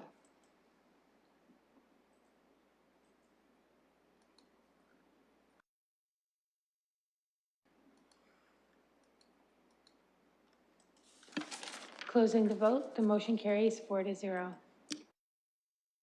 The public for staying and being informed. Thank you. And with that, we'll move on to items for direction. I see none. Deferred matters, additional business, if any.